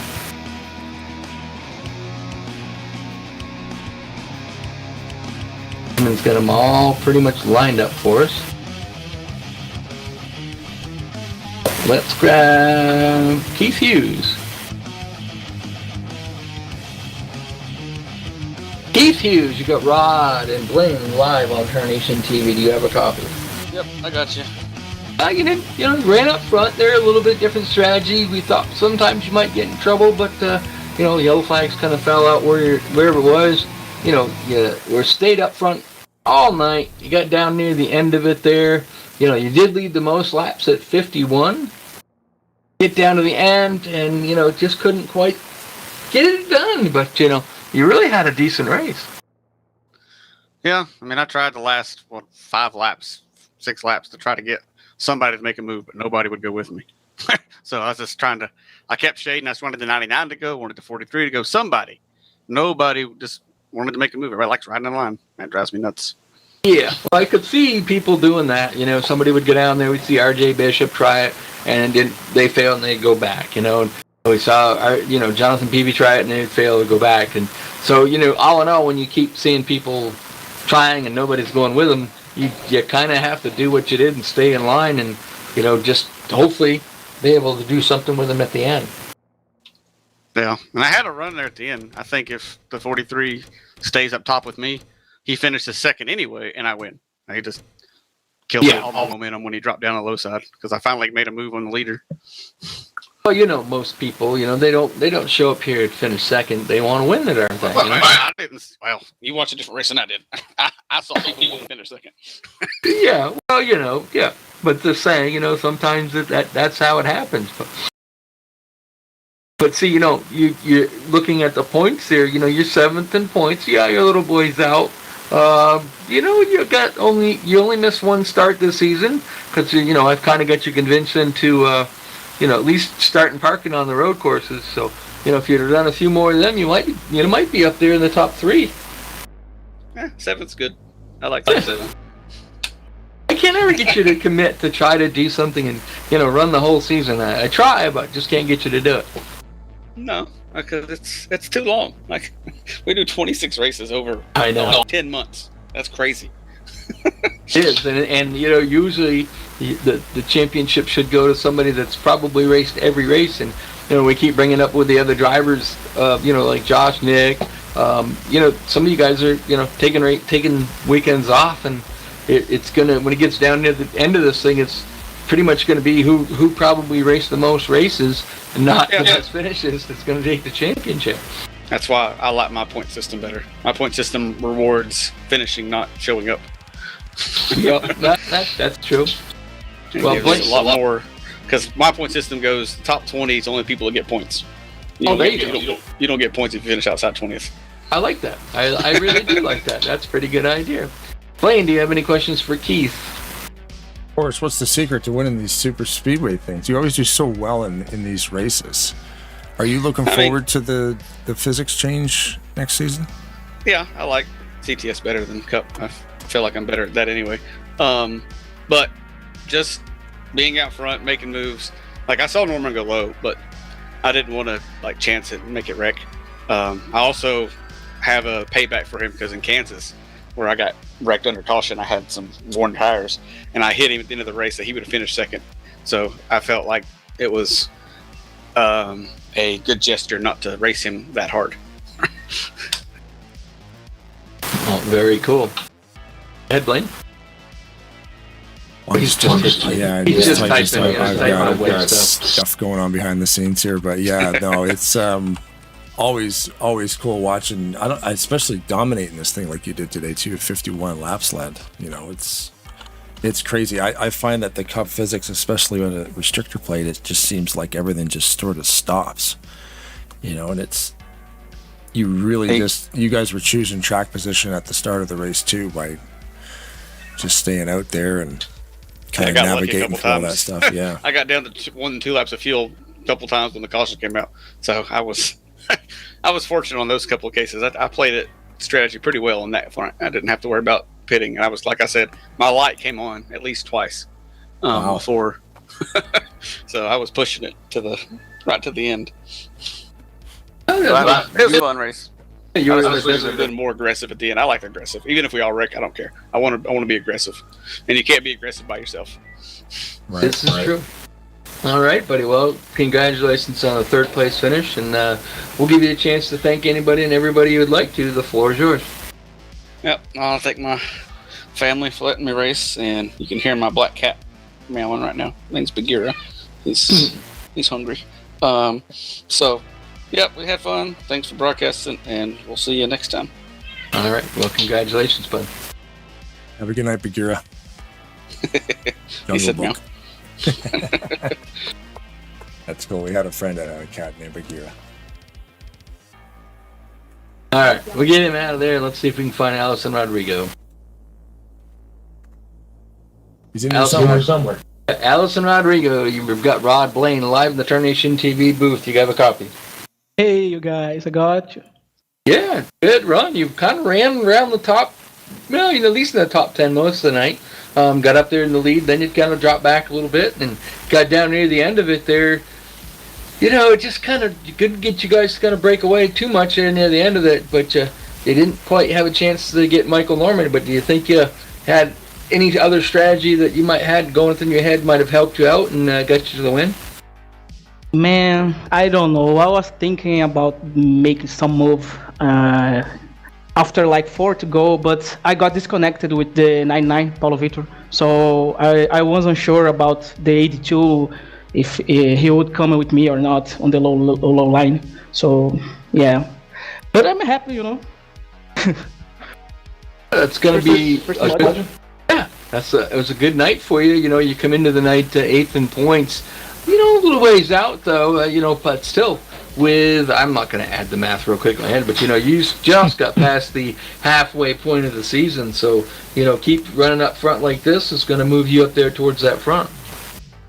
Yeah. I think is that. I mean, this is what I'm expecting, but how my season is going, I mean, that's my second top 5, I guess. I should have like 5 top 5s at Charlotte, at Dover, and another track. But of all the tracks, getting a podium at Daytona, I wasn't expecting that for sure. So you go to Road America next week. How's your road course prowess? I mean, are you going to be competitive there, or just so-so? Oh. I think that I'm a fine driver at road courses, like a top 5 to top 10. So last year I think I was 4th at Road America. So I will try to get a top 5. I think I can do that, but we'll see. So don't know. A lot of it depends on luck as well too. So, but if it's something that you like, it's in your wheelhouse. Usually you do pretty darn good at it. So. That'll help out, get you to climb them points a little bit. Blaine, do you have any questions for Allison? Yeah, I was going to ask, like, with the upcoming races, do you have a favorite track? You got Road America, Indianapolis, Montreal, like 3 very unique tracks coming up. Like, yeah, I mean, Montreal, I never raced at Montreal, I think, but I like Indianapolis a lot. I got like at Maverick like 3 or 4 pole positions at Indianapolis, and runner-up at I think 2023 maybe. I ran out of fuel coming out of turn 4 and lost the race to Keith. So, but I'm looking for like. Road course is great for me, but Indianapolis, Richmond is coming too, so I like Richmond too. Nice. Well, yeah. It goes Road America, Indianapolis, Montreal, Richmond. So they got all 4 in a row there for you. I mean, my goal is top 5 at Road America, at Indy. I hope. Nice. You Well, keep yeah. getting out top 5, you'll do real well. Yeah. Yeah, that'll be great. Yep. And you'll have to practice Montreal. It's a great track. It's a lot of fun to race at, but it is a bit of a technical track, so you'll have to get in there and, just to memorize the corners and where you are is very, very important there. And it's a big track too, so I need to memorize the corners. Yeah. Well, it's not as big like for say as Road America. Road America is a lot bigger, but there is some long straightaways, which is great. But like the back stretch of it's kind of a little more of the technical side than it is when you get to the front. The front's got a lot more straight shot and just a tricky little what they call championship corner. But I know the wall on the championship wall. Yeah, champion wall. So many champions, no matter how good you think you are, have hit that wall. That's a cool track. Hairpins, massive straightaways that lead right into chicanes. Yeah, it's a cool track. I mean, I have some problems because I race with keyboard, so but I will figure it out. I think. Oh yeah, keyboard. We've known that you run with the keyboard, but you've done very well with it. So I would think that the road courses would be a little bit more challenging. But then again, if I was to race the keyboard on anything, it would be very challenging for me. So you guys do a great job with that. Appreciate. All right, buddy. Well, congratulations on your second place finish. We'll give you a chance to thank anybody you'd like to. So the floor is yours. Okay, thanks to you guys for the stream of the race. I will watch it back. Congrats to Michael with his win. Thanks to the guys on Brazil side like Paulo Vitor and Carlos. A lot of guys you have racing here. Lucas, Kennedy. So thanks to these guys, especially in racing. Pablo Suarez too. He raced tonight. And thanks to my family. And I think that's it. All right. Well, congratulations on your second place finish, buddy. And hopefully maybe next week we'll be talking to you again there with another podium finish. So congratulations. Thanks, man. Thanks, Allison. Have a good night. Good night. Yeah, man, doing that with a keyboard, yikes! Especially at a super speedway, that's crazy. That's really good. Second place finish, especially with guys like Hughes up there. Oh, absolutely. This is a great part, when we get to a guy like this that finishes and wins tonight, which is congratulations, Michael, on that. You go Rock Blaine booth in the Tarnation Live in the booth. You got a coffee first. Hell yeah, brother. So we know a minute ago he had a little sign down there. I had to chuckle at that. He was out wrestling with the horse there for a minute. But so the great thing about having Michael Norman in the booth, I mean, we could just sit back and let him interview himself, really. But you ran great tonight. You didn't lead all the laps up there, but you were always up front. Strategy was pretty darn good. You got down near the end of it. I don't think you even looked out the windshield very often. You did a very good job of keeping yourself in front of everybody, and was able to come out with the win tonight. Yeah, it was very fun out there. My goal was to try to stay up at the front as much as I can. We were able to accomplish that. Keeping up there with Keith and everybody. I mean, I knew I wasn't going to try to lead every lap. I don't even know where that pole came from. So I went from pole to coast here. But it was fun. I got really lucky on 2 cautions that came out because I was right in the pit window. Right when I was having to pit that lap, the caution came out, which kind of made it a little frustrating to have to putt around to get back into the pit road once it opened. But it worked out a lot in our favor. I had a couple of spotters in the back that were trying to help tell me what line was going, and I told Matt, actually, my teammate Matt, to whisper the 43 of Allison that said that if you guys make a move, I'll go down with you to get around Keith, and that's what ended up happening. We all went to the bottom lane, and then after that, I knew with the physics of these cars, cup physics, and how bad of a run that you actually get, you cannot suck up to the car in front of you so fast.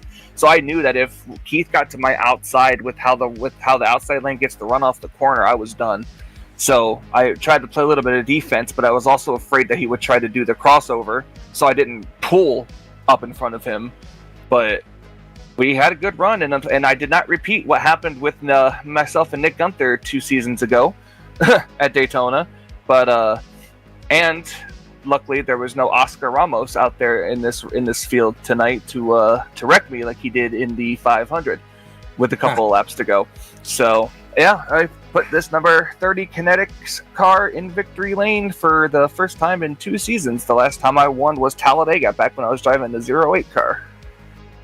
Looking at the points, you kind of come in tonight kind of down there a little bit, 17 points. You did miss one race, but, you start looking at the top, wins 0, top 5 0. You just have not had the luck this season, for the most part of the season. But, now tonight, that gets you a good little shot in the arm. Should get you up there a little bit. I do have to apologize to you. I hadn't had a chance to talk to you for tried something new there on Thursday, and pitting was killing me, and I lost it, and I did hit you and ruin your night there. Hit you on pit road while you're on a pit stop, and that I do apologize for that. That was not my intention, but it's all right. You just owe me a push to the win.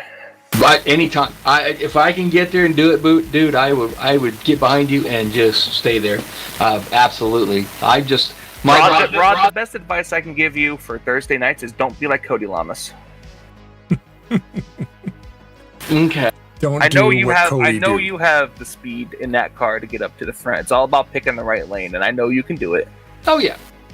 I just gotta. Right now, my thing is to get used to the guys there, and just to try not to get any incident points. You know what I mean? So yeah. And to learn and get the respect enough for the guys that will say, okay, I will race with them. So, but yeah. Yeah, it's fun. And honestly, when you mentioned points, it's like I don't care that much about points in here because of how far back I am. Yeah. So Thursday nights honestly are my priority because I'm one race away from making the playoffs, which I don't think I'll win the title unless I get super lucky, but it'll guarantee my spot into the first 3 races of next season. So, but yeah, it's fun when you get a chance to come out and race, especially at my home track that I've been to so many times. So, that's always fun. Well, Blaine, do you have any questions for Michael? Yes. What is the secret? Okay, so you're over there at Flat Out Racing, co-hosting with Seth Cole. Seth won this race last year. You win this race now. What's in the water over there at Flat Out? You know what? You'd have to ask him because I don't know. I was not expecting to finish where I was not expecting to win, but it's not always an easy fun when race they to come. win. Yeah, it's not It's a easy long at one. all. Yeah. They have more comfortable seats over there too, so Yeah, we have a better booth, and that I couldn't believe it when we were over there that one time with Seth. I mean, you guys, they got catering, they got everything, You got a bottle of water, and We barely get a milk crate to put the bottle of water on. Yeah.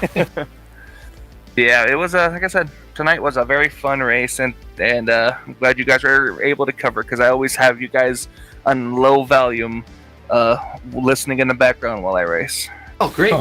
We can talk bad about him now. We know that he's listening. So, yeah, especially when it's more fun when I do it on Thursday nights, and because I have Kyle on Whisper, so I whisper him things. That's why you'll sometimes hear him say something like, "Oh, somebody said this." I'm like, "Yeah, that's me talking in his ear." Yeah. Oh, we know. Track level information, coming straight off the track. It's kind of neat. Mm-hmm. All right, buddy. Well, congratulations on the win. Well deserved, and hopefully, the rest of the year you still got a long ways to go. Goes a little better for you, but we'll give you a chance to just thank anybody you would like to. The floor is yours. Yeah, I would like to thank Cody Lamas for painting all my schemes for Maverick. Here, I would like to thank you guys for the broadcast, and you always put on some good some good broadcasting. Though Blaine, I would say I would have loved a little bit more excitement when I won. I'm just kidding. But yeah, we were watching the fight for second place. That thing was insane. Yeah, it was. I 3 times I thought I was wrecking, but somehow I managed to keep it straight. But yeah, I'd like to thank Kinetic for not knowing that they're sponsoring me, because they don't know who the hell I am, or or this league or anything like that. Cletus McFarlane, who has absolutely no idea who I am, though he knows we live in the same state. Yeah, shout out when I discovered his channel. It was probably the best channel I've ever seen on YouTube for content creation that wasn't like this, like a video game, if that makes sense. Yep. Watch his stuff. Yep, and I've been a fan ever since I saw his first video. So, and thanks for Maverick for hosting this race. And how many cautions did we have tonight? I can tell you. Cautions, 10 caution flags have come out for 28 lap total. Well, darn, I was 5 off. Then in my the caution oracle thing that Mercurio that Mercurio does. He does. Your object is to get the least amount of points. So I'm 5 over, so that's going to add 5 points to my total. Oh, you thought there was going to be 15? No, I thought there was going to be 5 cautions. Oh, because gotcha. I forgot that we don't do caution cooldowns at play tracks. Right. But yeah, so thank you guys so much, and that was very, very, very fun. I can't wait to go back and watch it. Yeah, it's exciting because it's not an easy race to win, especially with the cup physics with the plates. Yikes! But yeah, it's definitely a good race, especially near the end. Yep. So thank you guys for watching, and I'm gonna continue to go back and enjoy this. All right. Well, good job, buddy. Congratulations on the win, and keep up the good work. We'll talk to you soon. Yep. Thank you. I'll see you Thursday, Rod. Yes, and sir. Blaine. We'll be there. Thank you, Mr. Norman. Congratulations on your win. Thank you. And there he goes. And before I even got a chance to move him, he was already gone. He was gone. He's past his bedtime. He zigzags and zooms, and he's gone. So just like he was racing, looking for a way out. Left, right, gone. Yep, that was pretty wild. So. Yeah, we're in the 3rd hour now on this broadcast, so we're wrapping this up. Absolutely. But as always, thank you very much to the High Voltage Racing League, Ben Snyder and his whole crew over there for having us in here to call these races for them. Of course, Silver Screens Media for sponsoring the Firecracker 400 tonight. Everybody who's watching this thing, thank you very much. We got 200 views on this video, so that is awesome. Anybody watching, and clicking the thumbs ups and the subscribe buttons and all that stuff, it helps the channel, and it's cool that what we do, people like it. Everybody who's commenting in there live, thank you very much. Of course, all the drivers. I think Ben texted me, there was like 45 or 46 drivers. So they had to knock out a half dozen people because too many people showed up to race here on a Tuesday night at Daytona. And of course, Ben, the league, the viewers, the drivers, and of course, Rod Weston, thank you very much, sir. Not a problem. And as always, I've been Blaine, he's been Rod. Thank you very much for watching. If the women don't find you handsome, they should at least find you handy. Keep your stick on the ice.